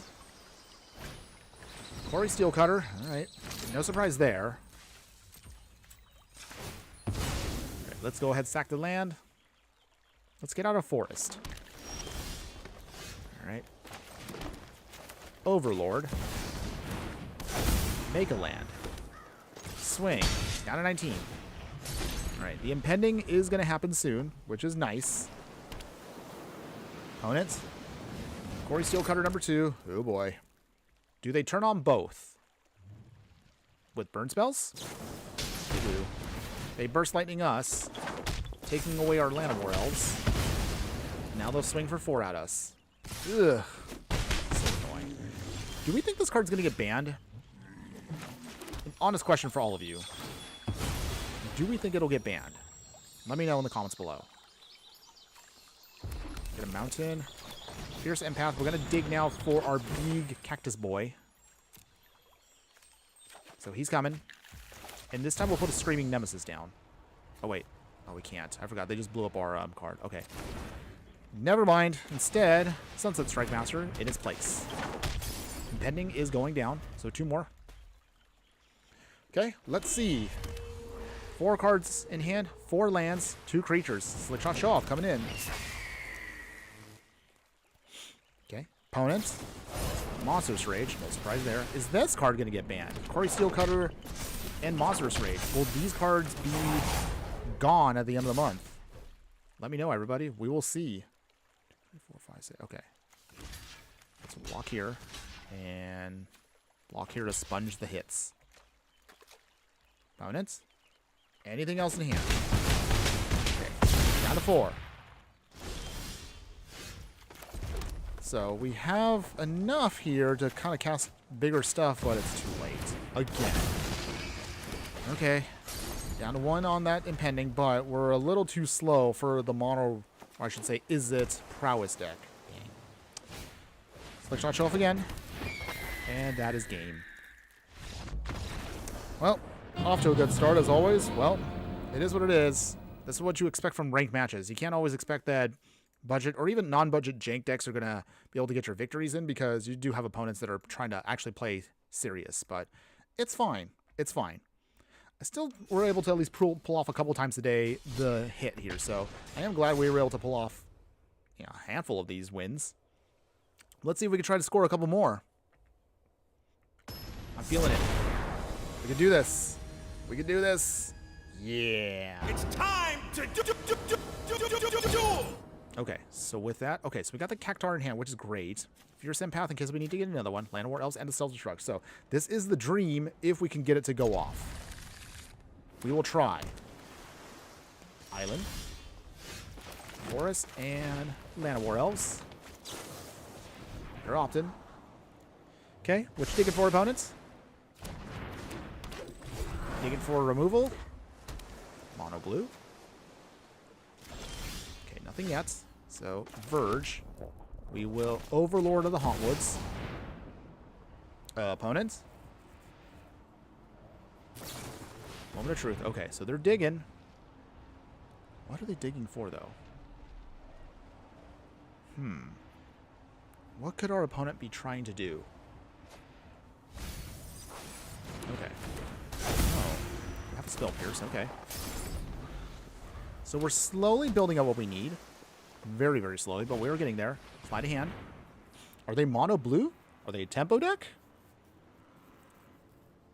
What kind of deck are you running, opponent? I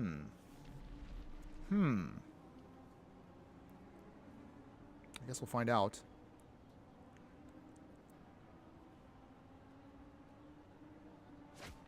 Okay.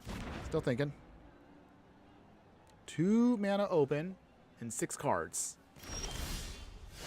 Okay. In the meantime, Forest. Fierce Empath.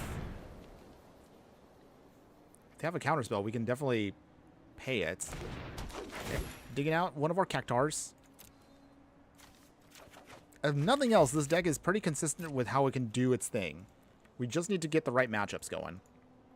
So there's a lot of matchups that kind of overrun our little gimmick here. Opt again. Okay. What are you digging for, opponents? What do you got? Swing. Down to 19.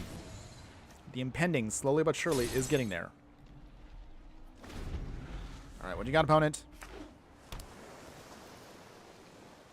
Island. Still looking. Stock up. Okay. I don't know if our opponent is trying to find a specific answer, or I don't know if they're stumbling. Cannot tell. Maybe they got some 4D chess move right now, or I should say 4D magic move that I'm missing out on. Huh. Still nothing. What could you be possibly doing, opponents?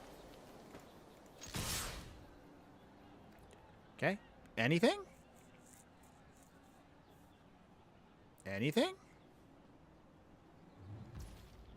Nothing. Down to 17. Okay, for full price, big Overlord. I mean, there's no counterspell for this, so even if they bounce it or whatever, we can still get a land, so. Okay, they had it unsummon. Okay, well, I mean, it's still fine. We got the land drop anyway. That's what we actually want. Ooh, Tolarian Terror. Okay. Tolarian Terror number 2. Okay. Okay, opponent is starting to be a little threatening, but not that much. Play Overlord again. Do you have an answer, opponent? 3 mana open does mean you usually should have a... Oh, okay. So they did have an option. Well, I kind of feel... I don't feel so bad now about leaving out the Cactuars for a mid. But is that going to be enough? Bounce off. Okay, so in that case... Now. Still wait. So our opponent is just trying to be an annoying deck where they're just going to keep bouncing stuff back and forth. In theory, that is annoying. But in also theory, it shouldn't affect us too much. Because there's only so many things they can chump block here. 1, 2, 3, 4, 5, 6, 7. Okay, I think we have enough now where we can just start chump blocking. No damage against us. Fierce Empath again. Okay, so with that... Overlord again. Opponent. Okay. Make another land. Fierce Empath again. Okay, let's get out now our next big Cactuar. Okay, we just need to have a board state where we can finally get these Cactuars down, swing, and then do our thing. But our opponent is also... I mean, he's going to still have a lot of bounce effects, which is beyond annoying. Opponent? Anything. Is there a way out of this? Opponent is swinging. Block here. We're actually going to block with the Overlord. Opponent probably was not expecting that. Okay, so Thorn Spire Verge. Alright, well, all hopes lie on the Jumbo Cactuar combo now. Does our opponent have the counterspell to stop this? They do. Okay. We still have 2 more. Our opponent still has 2 cards in hand and a lot of mana open. Anything? Okay, Table Passage. Big Cactuar number 3. Actually, number 2, actually. I don't know why I said 3. Okay, they still have counterspells. But anyway, that's their... Let's see now. They have... They used up 1, 2, 3. So this is number 3. Okay. Alright. Anything else, opponents?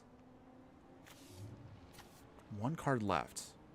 Does that mean the Cactuar can stabilize next turn? Ideally, I would really like to have... Okay, they're going to keep digging for their stuff. Such an annoying die. It is effective, though. I will say that. I will definitely say that, even if I don't like it. Okay, opponent. Alright. Anything else? Stock up again. Okay, they're still digging. They're still digging for their next one. Long River's Pull is an annoying one because it's actually a creature counterspell. It's the one we don't want to deal with. Because our deck is just trying to actually do stuff here.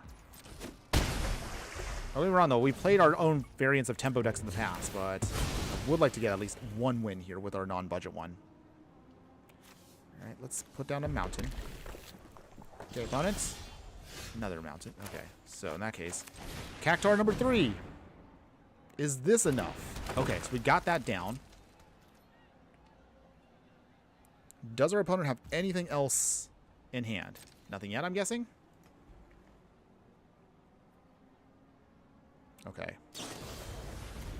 Okay, bounce off.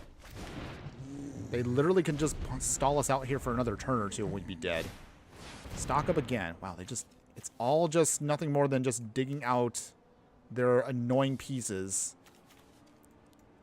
that they can use to just keep bouncing our stuff away, drawing more cards, digging for their counter spells. Yeah, not fond of this type of gameplay at all. Not at all. Just feels very meh. But I mean, it is working. But it's a strategy that doesn't work well against decks that go wide. But right now our opponent does make us look pretty bad here. They got their Tolerating Terror. They have 3 mana open. Okay, Overlord again. Jumbo Cactuar, come on. Does this stick? 3 steps ahead. Okay. In that case then, Overlord coming in. Okay. We lose here anyway. Come on. Opponents! So annoying. Oh, I hate decks like this. Because you feel like you don't get to do anything. And if you're playing honest like this, it works even better in their favor. Okay. We'll try again. I mean, that was really our first one with non-budget, so let's give it another shot here. Man. Maybe I guess this is probably not the best format right now for a deck that's just trying to focus on flinging. There's so many ways we can still try to get around stuff, but we're just not getting there. But we have shown we can pull off the win here and there. So it's not impossible.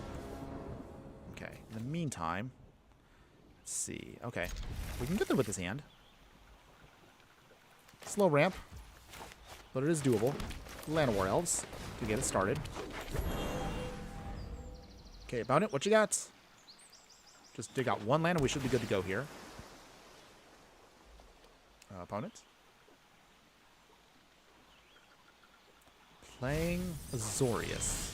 Okay. Okay, did not get our next land drop. That's a little awkward. That's okay. Counter 19. Okay, opponent, what you trying to play? Got a Blast Zone, so maybe that's... Okay, another Archive. Azorius Control? Is that what we're dealing with? Oh, they got the Omniscience. Okay. Well, that means I'm going to be probably losing this one too, because I have no way of getting around that in the main deck. We can only get around this combo if we play best of 3. Because nobody usually in best of 1 actually has main deck for what we're going to do. We'll try. Down to 15. Taking away the Overlord here. Okay, opponents. What else you got? We, in theory, could, if we close out enough damage, we might be able to do it with a Screaming Nemesis fling. Small fling, but it does work. Well, we throw away Overlord right now. So in the meantime, let's see here. I guess we'll just do some more damage. Try to close this out as fast as possible here.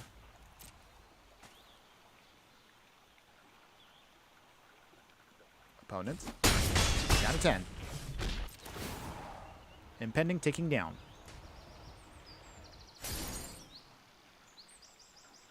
Okay. Anything else about it? They're about to go off right here, so we're going to try. I don't know if we can do it, but we will try. Because once this can get back up, that's pretty much over for us. It is very... It's almost impossible, actually, to get around it. But we have answers for it, but they're, of course, in the best of 3 sideboard. Okay, opponent, do you have it? Do you have it? Still can't believe that, though. Omniscience technically would be in the format for quite a while here. Okay. Okay. If they tap out, we might actually pull it off. Maybe.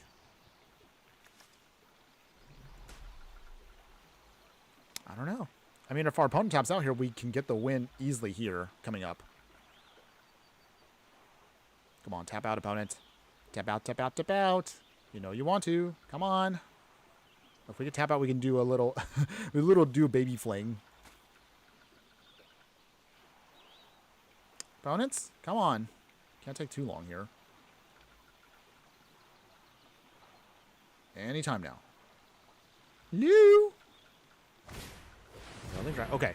Nice. Okay, so they did actually tap out here, which I'm actually really shocked they did, but I'm actually happy they did. Okay, so we can get a cute little fling off here before they start doing their shenanigans. Okay. Yes. Victory.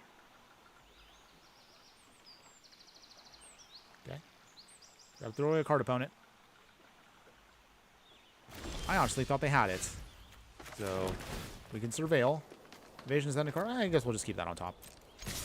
So one of the cute things about this card here is you can self-destruct the Screaming Nemesis, hit them to face, and you can do it again to their face. We got the baby fling off. I mean, yay, I'll take the win there. That was legit. Nice. Opponent Wally was not expecting the self-destruct damaging our own creature, doing 6 damage to face. All right, I'll take that win. Baby fling. Got the job done. All right. Still getting our dailies done. Okay, so, I mean, it's working, sort of. But we'll try to see if we can get a couple more matches in. Maybe do like 1 or 2 best of 3s. And then that mostly is going to be wrapping it up for today, everybody. I know, wow, today went by really quick. I still am having a lot of fun with the deck. It is definitely going to be a deck that is a complete gimmick. I'm just hoping that someday, somehow, we'll throw that away, actually. We actually already have one in hand. Hopefully, Jumbo Cactuar will go down in price enough where it'll be an actual budget deck. At least I hope it will be. Okay, opponent is going to try to make us throw away a card here. I don't want to, but... Okay, what do we throw away here? Probably going to be the Screaming Nemesis. Here's Empath again. Surveilling. We'll keep the Overlord, that's for sure. Okay, opponent, what else you got? Deep Cavern. Come on. Deep Cavern Bats. Still with us, of course, in the format for quite a while. Hopefully the next way they set up rotation will be better, but at the same time, I'm not sure if that's going to be better for us. What do you think about that, everybody? Rotation moving now to the beginning of the year, so now going to be based on calendar year. But do you think we need a faster or slower rotation? Let me know in the comments below, and I would love to hear from you. Okay, so in the meantime, Bitter Reunion. We will toss out Invasion Zendikar, draw 2. And in the meantime, Commercial District. Okay, we'll keep the Screaming Nemesis on top. Okay. Does our opponent have any more? Okay, they do have more on this card. Okay. We will throw away a mountain. Opponent. Okay. So in the meantime...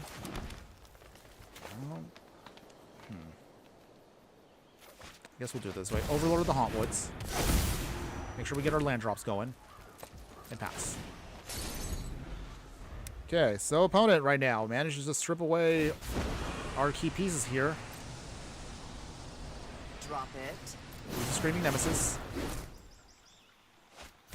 Tiny Bones. Okay. They hit us. Down to 16. Okay, well, Land of Worlds, again, it's not horrible, but it doesn't really help move the game plan forward, if you will. All it just does is provide for us a blocker, which is also going to get ticked down in a second once we get Liliana going. Okay, opponent, what else you got? Cut down. Jeez. Mono black, everybody. Okay, Liliana making us discard our Cactuar, so now we're completely out of options here. Let's discard it for you. Hopefully, though, our next deck tech and live streams will be a lot more fun than this. Because, again, I'm not saying I'm not having fun, but it's just getting kind of annoying that you just can't get your game plan going. Probably the one thing that makes any Magic player feel sad is when you cannot get your actual strategy going. You just feel like you're just doing absolutely nothing, just standing there, sitting there. All right, opponents is doing things. Okay, Swamp. Amonkhet Raceway. That doesn't do anything for us. Okay, we're now running out of gas.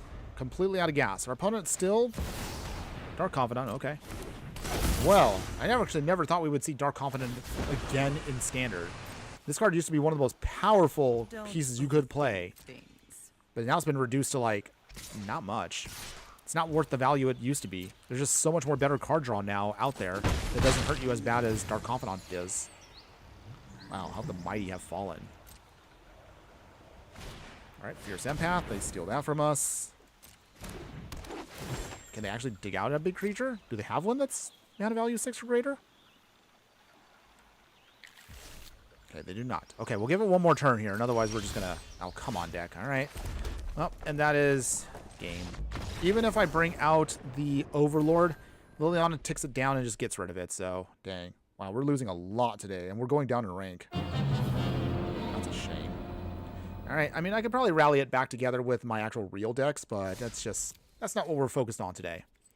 Okay, so looking at the clock here, I'm going to try to do a best of 3 standard ranked with our upgraded deck. Let's see if the upgraded version is better with best of 3.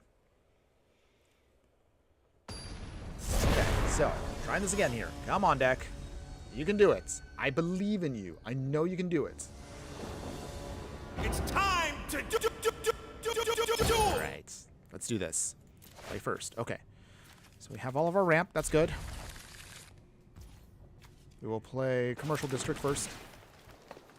Strike Master is not bad. That does count as ramp. That helps us out. Opponent, what you playing? Forest. Land Wars. Okay, so they're also the ramp on. That's cute. Sunset Strike Master. We cannot get to our 4th land drop with Invasion of Zendikar. That's fine. Overlord of the Hauntwoods can also get us there just the same. All right, come on. Preacher of the Schism. Okay. Overlord of the Hauntwoods. Crack Fatal Passage. We will get out of Forest. Impending down. Okay. Okay. So far, so good. We're still making it. We'll make our progress. But can we get there with what we have? Opponent with their Golgari mid-range. Opponents.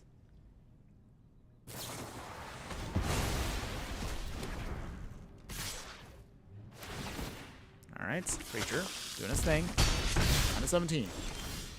Another forest. So let's see. Sunset Strike Master coming down. Fierce Empath coming down.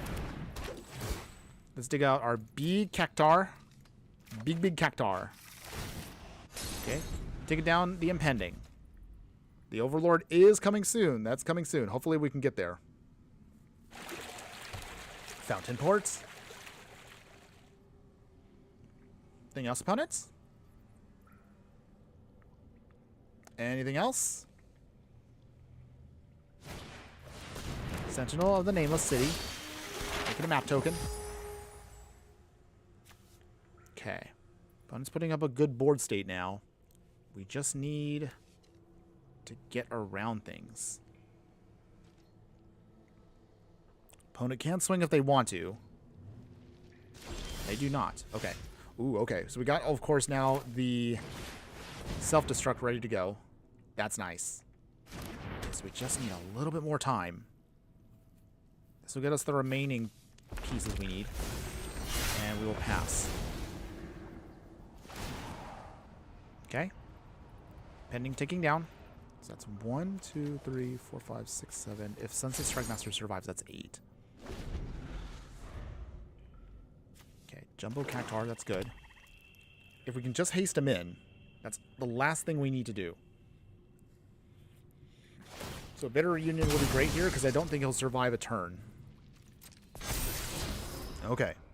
Pump it up with a Screech or a Schism. Okay. Ugh. Okay, try. Trying. Opponent swings. Maybe? They do not. Okay, they swing with 1. Okay. Is there any of their other stuff triggers? No, they don't. They just make more map tokens. Alright, jump block here. Just trying to slow them down. Okay. Invasion of Zendikar number 2. They already know the Jumbo Cactuar's coming. So, I guess we'll just keep doing Invasion of Zendikars.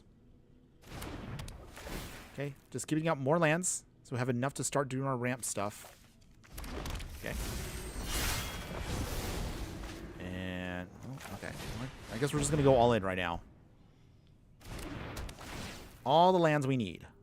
All here. Okay. So we're wide open now for a bit. The Overlord can now turn on, which is great. Our opponent still has 1, 2, 3. They have 4 cards in hand. Any of its removal, we are going to be in a bad spot. Whew. Okay. Well. Just trying to see if we can get our gimmick off right now. Jeez, today our deck really makes it feel like it's working a little bit harder than it has to just to get a victory with our gimmick. But we'll see. 3 cards in hand. Tear Asunder. Okay, so they did have removal.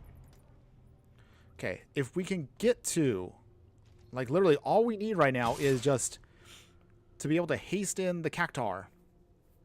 But that is actually asking a lot, I realize, because that's actually going to cost us 7, 8, 9, 10, 11, oh boy, 12 mana just to do it all in 1 turn. Like, literally all in 1 turn. We don't have, let's see, 5, 6, 7, 8, 9, 10. Actually, oh, we do have enough mana. I mean, if we get a Bitter Reunion, that's actually would be hilarious. Oh, self-destruct again. Okay. Well, we came here for beat Cactuar. So that's what he's here for. If he survives 1 turn, like literally 1 turn, we can get a victory here. The cut down will not blow it up, though, so that's actually good.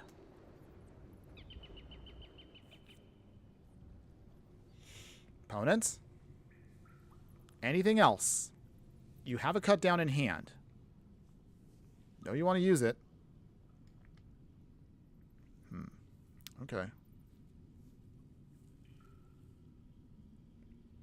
We have 2 self-destructs. We could burn up 1 if we need to flip Invasion of Zendikar in a moment's notice.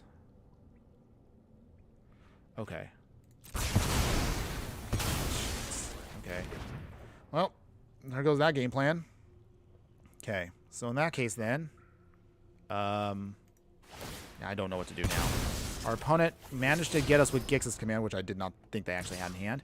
So yeah, it's up to... Each opponent sacrifices a creature with the greatest power among creatures they control, and then destroy each creature with a power 2 or less. Okay, that's all they got us. Well, okay, we're not looking too good here. Sneaky Toilet. Man, you think you can help me turn my Simulacrum Ugin deck into a mythic tier? I don't know if I can. Oh, come on. No, we just got the Bitter Reunion right when we needed it the most. Jeez. Oh, we only had 1 turn to survive to get the Bitter Reunion off. Wait, hold on 1 second. Hold on 1 second. Hold the phone for just 1 second, everybody. Okay. Wait, does this work? Hold on. Oh my god. I think we actually pulled off something unbelievable here. I'm about to ruin my opponent's whole day. I'm about to ruin... Wow. Honestly, I did not think we were going to pull this one off here. 10,000 needles. Oh my gosh. We did it again. We did it again. Oh my goodness. Wow. Our opponent, I'm sure, is so salty that happened. Woo! Wow. Talk about luck on that one. We actually hadn't managed to get Lightning Strike twice, where we top decked into right what we needed to get to our victory. I did not think we were going to be able to do that again twice on stream yet. Oh man, that was hilarious though. Woo! I think I should clip that one maybe for later on, just to put as a highlight on Twitch there. Yeah, we'll do that later on. We'll do that. Okay. In the meantime, let's see. So, okay. So bring in the Smuggler Surprise. Yes, the GGs right there were definitely well deserved. Okay, so in the meantime, let's see. I don't think Screaming Nemesis really helps us in this matchup, so we'll take care of that. Let's see here. What do we want instead? Maybe Witchstalker's Frenzy comes in, and I think the Garrick's Uprising might help us out too. Just a smidge. We just need, yeah, stronger removal, I guess, is what helps us out there. This is the Fire Crystal match. Actually, we'll keep this as is. Let's see. Does this do it? I don't know. We will see. We will try as best as we can. Okay, so that means... Alright, so a little slow, but we can still work with this. Ideally, we would like to have had a red source, so we can then start filtering a Bitter Reunion out. But that's okay. That's not horrible. Okay. Duress. Okay, opponent is going to try to strip away our key pieces. That means either losing the Self-Destruct, Witchstalker's Frenzy, or Bitter Reunion. Most likely, it would probably be either Bitter Reunion or Self-Destruct. But they can't really Self-Destruct anything right now, so I would say go for the Bitter Reunion. At least that's what I would do if I was my opponent. Will they listen? Let's see. They do it with Self-Destruct. Interesting. Okay. Interesting choice, but okay. Alright, Man of War Elves. So we got our ramp going. They also got their ramp going. So in that case, Forest and Overlord of the Hauntwoods. Let's make our basic. Alright. So at least now we got part of our ramp package going. That's good. This is going to be enough, though. 3 cards in hand, opponent. What else do you have? Another Duress. So there goes our Bitter Reunion. Unless they actually have something bigger that they want to keep alive with Witchstalker Frenzy. That is possible, too. Okay, they did throw it away. So spot removal gone. Creature of the Schism. Interesting that they let me keep that, though. So let's see here. Bitter Reunion. So at least this way we can dig into some more stuff. We will throw away Commercial District. Draw. Okay, so we got the Cactuar. That's good. That is very good. That's what we needed. Okay, so now all we just got to do is finish ramping out, and maybe we can get off with Jumbo Cactuar here. That might actually do it. Can we do it twice in the same match? Our opponent is a little low on cards, which is helpful for us. Most likely going to swing a Preacher. This creature attacks. Yep. They make their token. They draw a card, but they do lose some life. Still annoying, though, because that does allow them to still stay alive. Okay. We're down to 18. Okay. Tranquil for real back. No. They didn't have an answer. So with that, do they get rid of our Bitter Reunion? Most likely. I don't think they'll get rid of the Overlord. Yep. Okay. Alright, so in the meantime, we just got a ramp. Just keep the ramp going. Okay. Overlord's about to flip in a turn. We now have at least 6 mana. So we can bring out 2 Fierce Empaths and then kind of chump block maybe for a little bit while we kind of bide our time for the big Cactuar to come out. Okay, but otherwise we still have the first game won. So this one, looking at the clock right now, this might actually have to be the last one. Sorry, everybody. But we're going to try. One's a little pinched on mana, which is good for us. Fierce Empath, number 1. So they already know our Cactuars are coming. Fierce Empath, number 2. We'll get another one. So we literally have enough stacked up now where hopefully one of them can flip. Okay, Overlord is now ready. 4 cards in hand, though, opponent. And I don't think you have enough... I don't think they would have enough to blow up the whole board. So hopefully this means that we can just kind of outvalue them. Okay, opponent, swinging. They do. Okay. Okay. They do? Yes? No? Okay. They draw more cards. Lose life. Annoying. Blocking with our empaths. Okay.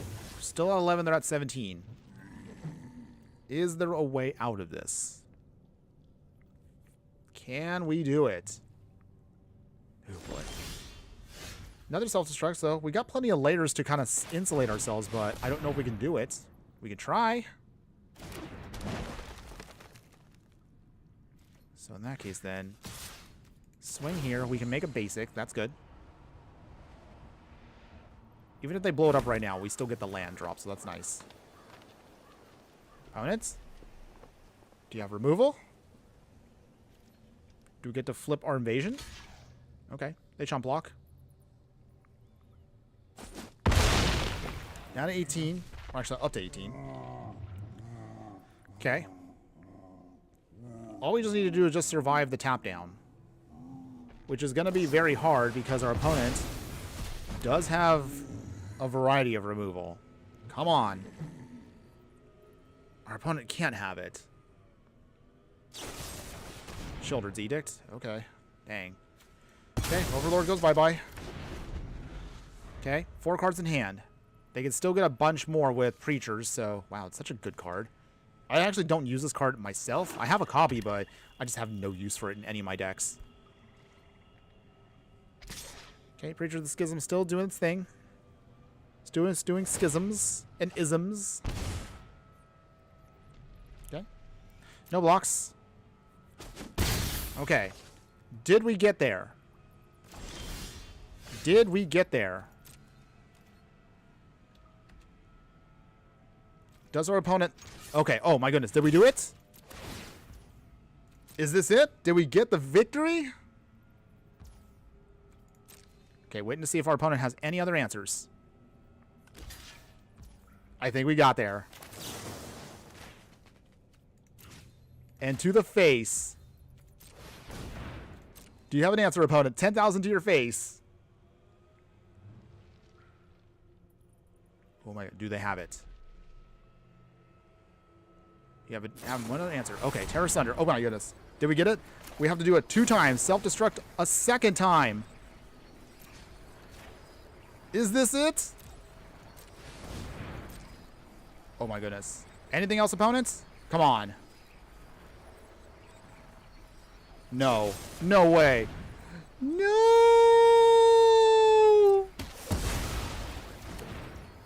Oh. Oh.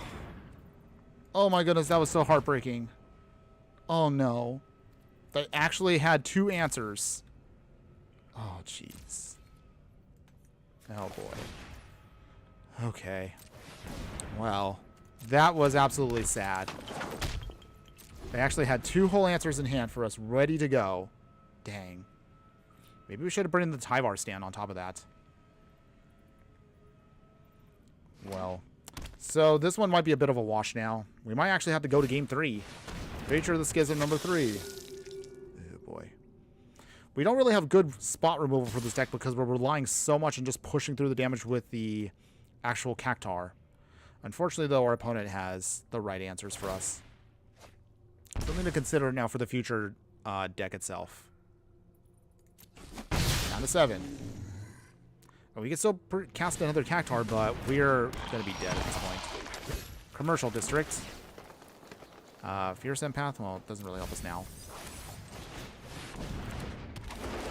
Okay. Go into game 3, everybody. Wow. I thought we had it there. Oh, that was such a heartbreaker. Okay. So, with that... I don't know what we need, though. I guess Tyvar Stand can come in to give us a little extra protection for the game plan. Witchstalker's Frenzy.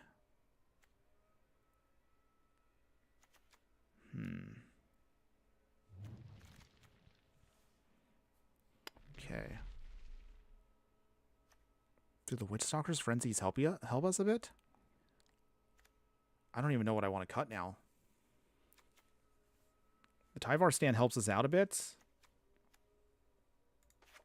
Maybe just cut the Witch Stalker's Frenzy back down and Garrick's Uprising. We just focus again on just getting the combo to work. Maybe? I think that might be it. I don't know.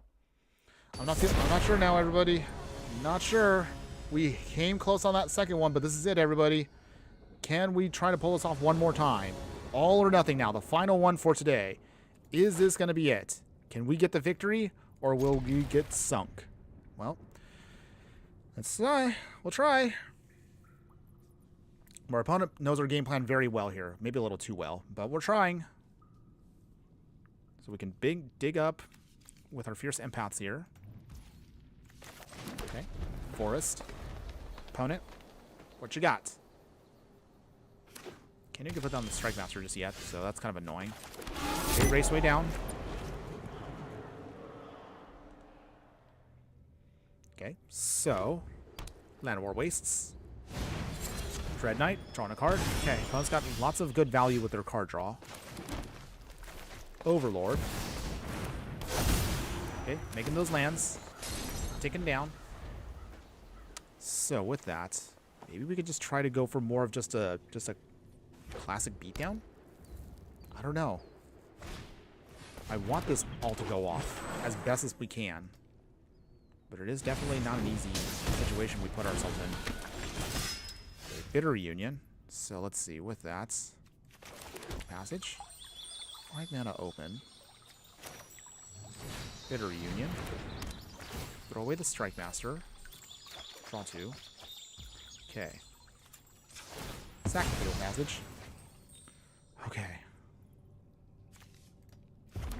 Okay, Mountain. Fierce Empath. Okay, digging out a Jumbo Cactuar. Got our big boy ready to go. Okay. Oh, swinging, most likely. Alright. No blocks yet. Okay, we'll hold on to the Empath until we can chump block with something bigger that doesn't have trample. Okay, in the meantime... Well, I mean... Land of War Elves. And... Invasion of Zendikar. Might as well ramp. If we're gonna ramp, we might as well just go all in.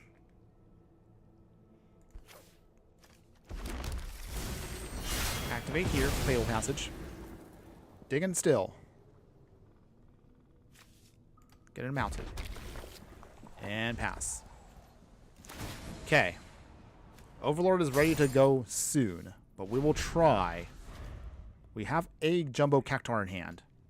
I don't know if we can do it with what we have, but we will try. Our opponent is in black, so they have solid spot removal for us. If we just have a fling, but our opponent's probably going to hold on to every single removal spell they possibly can. Ooh, Smuggler Surprise is actually pretty good here, too. Okay. So, I think in the meantime, we might as well just start building up our resources. So we'll get Cactuar number 2. Big boy. Pass. So. Okay. That flips. We can Smuggler Surprise in... Actually, hold on. We have a lot, actually, for this. We might be able to do this here. If we can kind of mess with our opponent a bit. But our opponent has a ton, I'm sure, of... I have a ton of mana. Well, actually, no. We have a ton of mana. I don't know why I said that. Okay, so...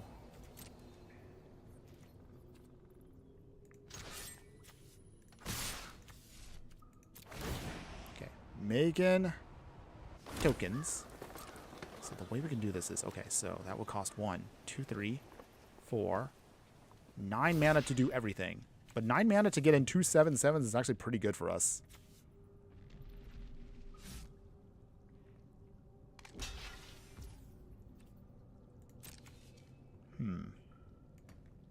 Opponent. If they tap out, that actually helps out a lot. 2. Pass the turn. Okay. They're making tokens. Those tokens can't block those. That does give us a small edge. Okay, I just need our opponent to actually tap out. The only thing that will hurt us the worst case scenario will be Glissa. If they get Glissa out, we are then completely screwed until we actually have a sacrifice spell. Creatures you control power 4 or greater gain hexproof. Okay. Opponents? Okay. Well, I guess this is going to be the turn. Actually, I don't know. Well, maybe we should do it. Might as well do it now.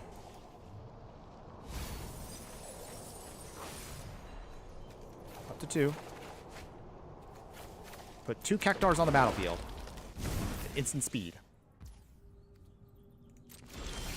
Okay. Oh, we got the Tyvar stand too. Okay, so that's great too. So with that, Jumbo Cactuar. Activate.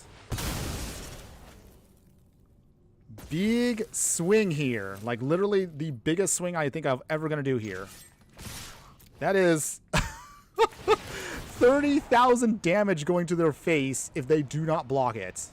Like that is crazy. We also actually have another plan here, so that means we can do, what, 8 damage with this? They have to block 3 of them. Big damage. Okay.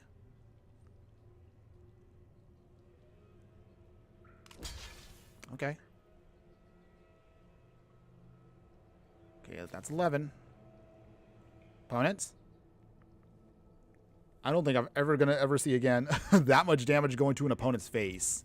Like, that's crazy. Opponent's got probably, what?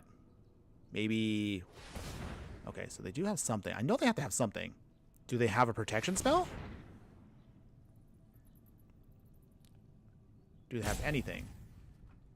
Okay. Huge damage there.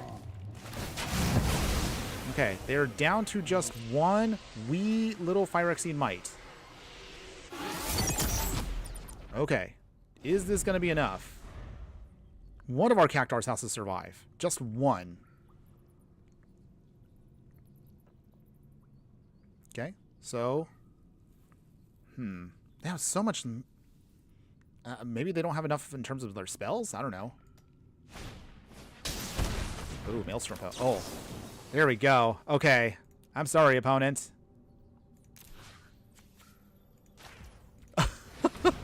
Sorry, opponent. That doesn't work. Ah! Your Maelstrom Pulse. You tapped out. You got nothing. Ah! Yes. With the reversal there. Oh, man. The Tyvar stand. Oh, I'm so glad I brought that in. Oh, my goodness. Ah! Yes. Take that, opponent. That's what you get for trying to get cheeky with trying to do some sneaky shenanigans there. Oh my goodness. Maelstrom Pulse and the Tyvar stand protects it and fizzles the whole thing. You had nothing left to stop us. Oh man, that was actually a great way to finish that one. Oh man, that was a great, awesome one. What a comeback. Yes, Sneaky Toilet. You were right. We got the comeback there. Oh yeah, that was so nice. Maybe I'll clip that one instead. Okay. Okay, felt good about that one. That one definitely needs to remind myself to put that on the highlights at some point. And I'll make it definitely sure to make a YouTube video and a little reel about that one. Okay, that was a great way to end it, everybody. Okay, so we are going a little bit over what I would like to do, but let me wrap this up again properly, as always. So that was it, everybody. Flinging Cactuars and swinging Cactuars for 10,000 damage. So that was it for the standard format, everyone. You tell me in the comments below, of course, whether you're watching live or on the replay. What do you think? Would you play this deck in any way, shape, or form? Truth be told, I like this deck when it goes off. I mean, yes, it runs hot and it runs cold. So when it runs bad, man, the deck feels horrible because you can't really get to do your thing. But when the deck runs hot, oh man, it's so funny just to know that you can do that much of a heavy swing to just beat down an opponent. And it was glorious when you can get it to go off. But just know that a deck like this is designed to be a gimmick deck. So be aware of that if you do end up wanting to try this out yourself at any given moment. So that's my FYI for you.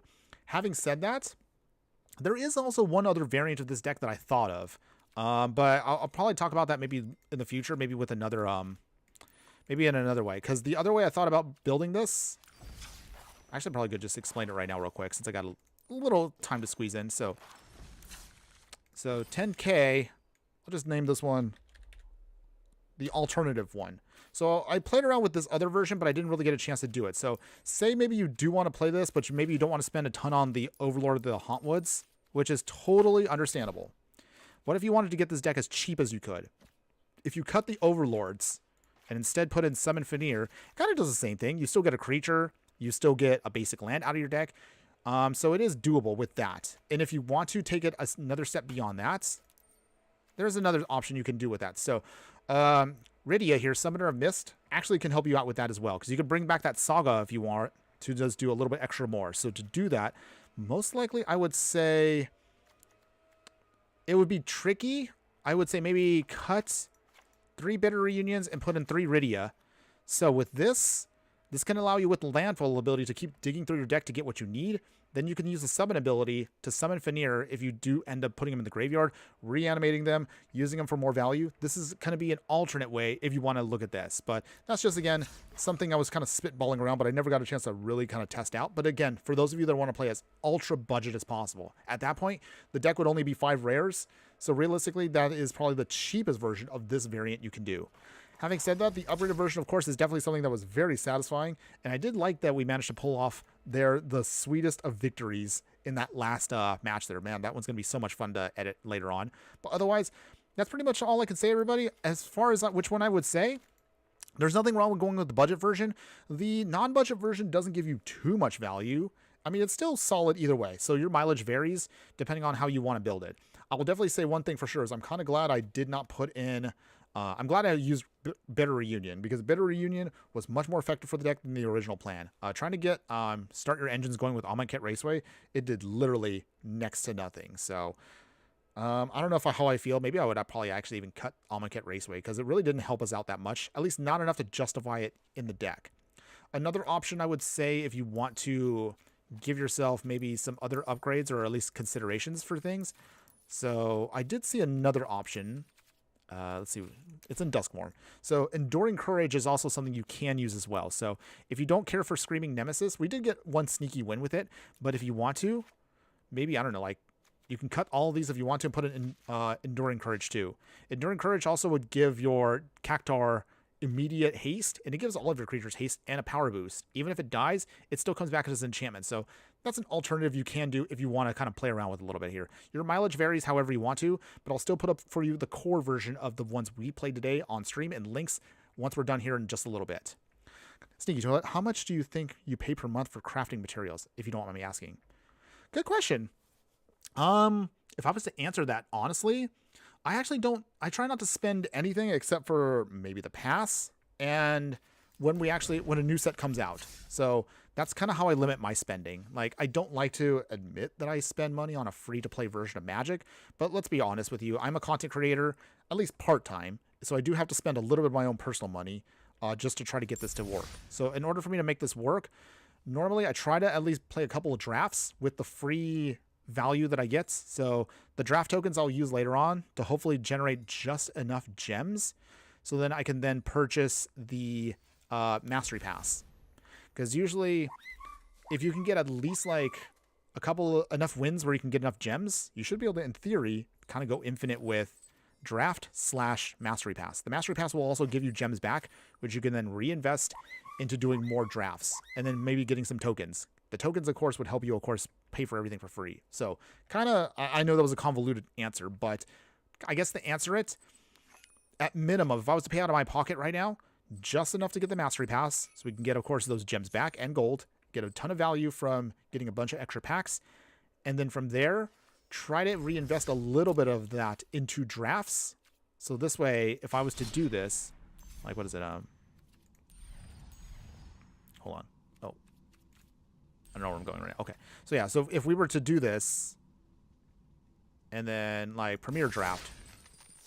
So this is something that I talked about in really, really old video. I think it might be outdated at this point, so I might have to update it again.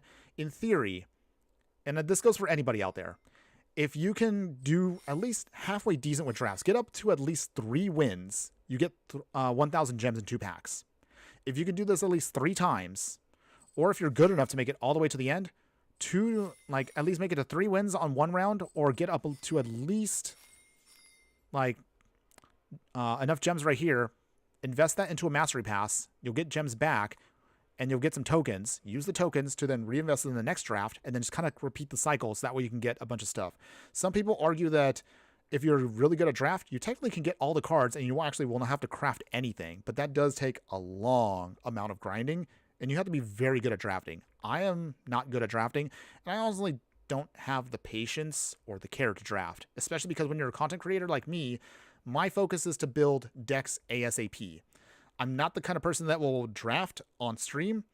I mean, well, actually, maybe I might draft on stream someday. Let me know, everybody. Actually, maybe I'll leave that as a comment that I'll ask everyone later on.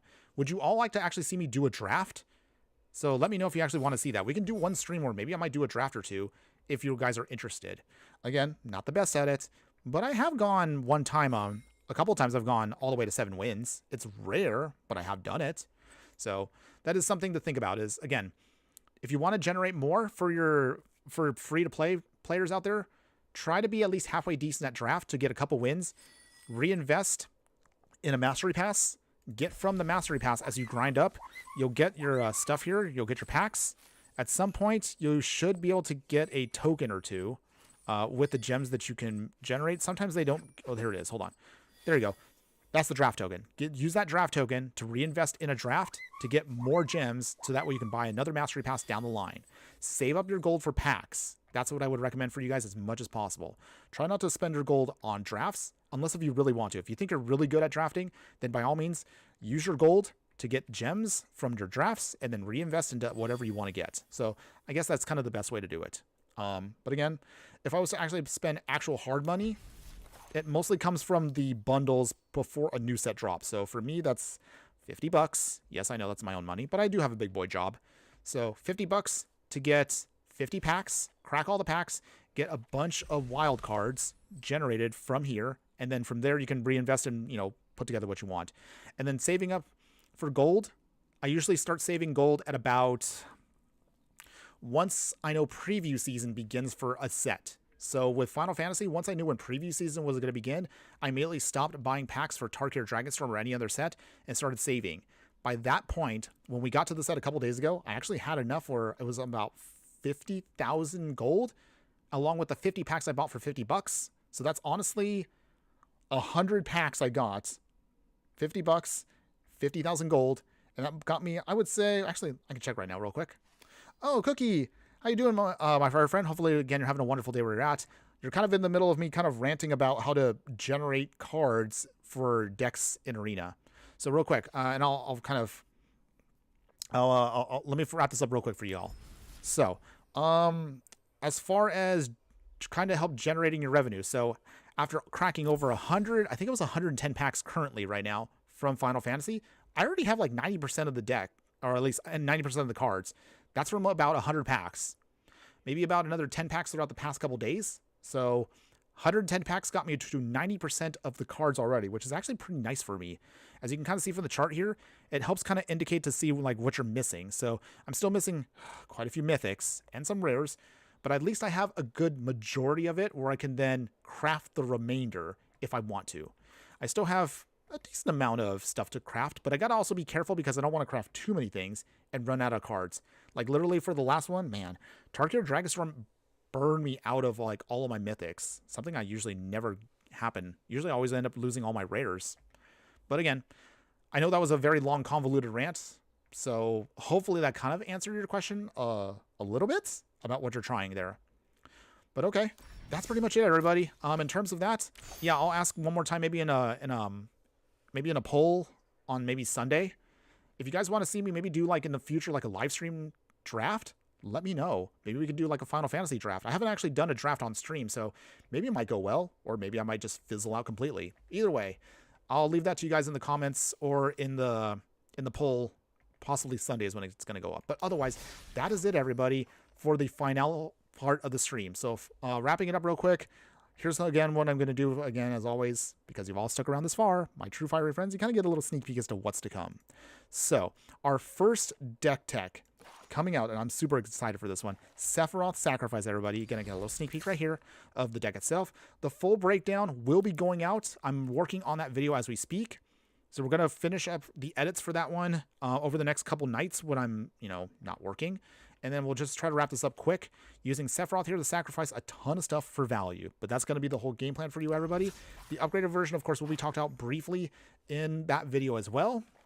As far as what's anything beyond that for future streams, still not sure yet. I'm debating if I want Tifa Trample, or I actually might make her into maybe another deck tech for next week. It kind of depends, only because Tifa kind of is treading the same water that the Cactuar deck did, which is, again, just going super big and just smashing her way to victory. But I think I'll hold off on Tifa. I might actually move her to Pioneer since we just did a standard deck, and I like to have a variety. But we'll talk about that a little bit more later on. As far as other decks that are coming soon, it's kind of hard because there's so many cards to talk about here. But if y'all were wanting to get an idea of like what's coming, I'll kind of just give you a little bit of an FYI. So we're looking at right now from the set. I mean, definitely we're going to be doing a lot of cool stuff here. So for multicolored, there's so many things here. So I definitely want to do a deck around Absolute Virtue. I definitely want to do a deck where we can reanimate him. Yes, I know I hate reanimation, but I mean, in this case, it's going to be funny because we're going to reanimate him and make him completely protected where we cannot lose the game once he's out. So that's going to be coming soon. We're definitely going to do a life gain mill deck at some point. In terms of other decks that we're going to do, yes, I know some people might hate me for this, but we're going to try to do our own version of VV at some point because this card's absolutely busted, and I want to see if we can make it work even on a budget. We're going to definitely do one of my favorites. It's going to be a Spellslinger deck with Rakdos here using Black Waltz #3. That's going to be fun. Other decks I want to do, there's just so much we can play with here. Oh, we definitely have to do a Towns deck. So we're definitely going to try to build that. We'll probably make that Pioneer or definitely Standard. One of those two. It's going to be so much fun. And I'm still debating how I want to do the Chocobo deck. Chocobo, i.e. birds, that's also fun too. Maybe we might a Brawl deck? I think we have enough birds now. We can definitely do that. Or it could still be actually solid even in just Standard or Pioneer. Either way, I'll leave that all in a poll coming up as to what you guys want to see coming up soon. Either way, I'm super jazzed because we got so much to go over. But that's pretty much it, everybody. Before I rant anymore, let's give you guys, again, a final shout-out and a thank you to everybody that did show up today. So, again, Dan Splendid, as always, I know you might be gone already because it's super late where you are, but thanks again for showing up today. Megatron Owner, thanks again also for being there. Shout-out to you over on YouTube there. Sneaky Toilet across both sides of the spectrum there, so thank you for that. Kyo REDH, thanks again also for showing up as well over on Twitch. Cookie, I know you did show up last minute, but I still appreciate you being here just the same, so thank you so much for that as always. And those of you that are watching across all of my other socials, I do apologize if I don't see your names because I can't see everything with my setup. But again, shout outs to everybody across anything else you're watching on X, on Instagram, YouTube, of course, and Twitch. All the replays will be up here in just a few minutes as soon as I'm done here. But otherwise, thanks one more time, everybody. We're going to get a chance to do this again. We'll see if we can do this again, I think Wednesday, but it's going to be probably a later stream because I also have a doctor's appointment. Yep. Small disclaimer there. This Fireball needs to go see his doctor just to take care of a couple minor things, just some things to check up on. Nothing you need to worry about. I'll be fine. But don't worry. We will try to have that stream going up mid-week next week. But until then, have a wonderful weekend, everybody. Keep brewing stuff. Keep posting stuff on the Discord. And again, we'll see you again very, very soon. Otherwise, aside from that, before we send everybody off, one more time as always, just remember that no matter what you do play in the game of life, always be sure to burn bright. We'll see you again next Wednesday, everybody. Later.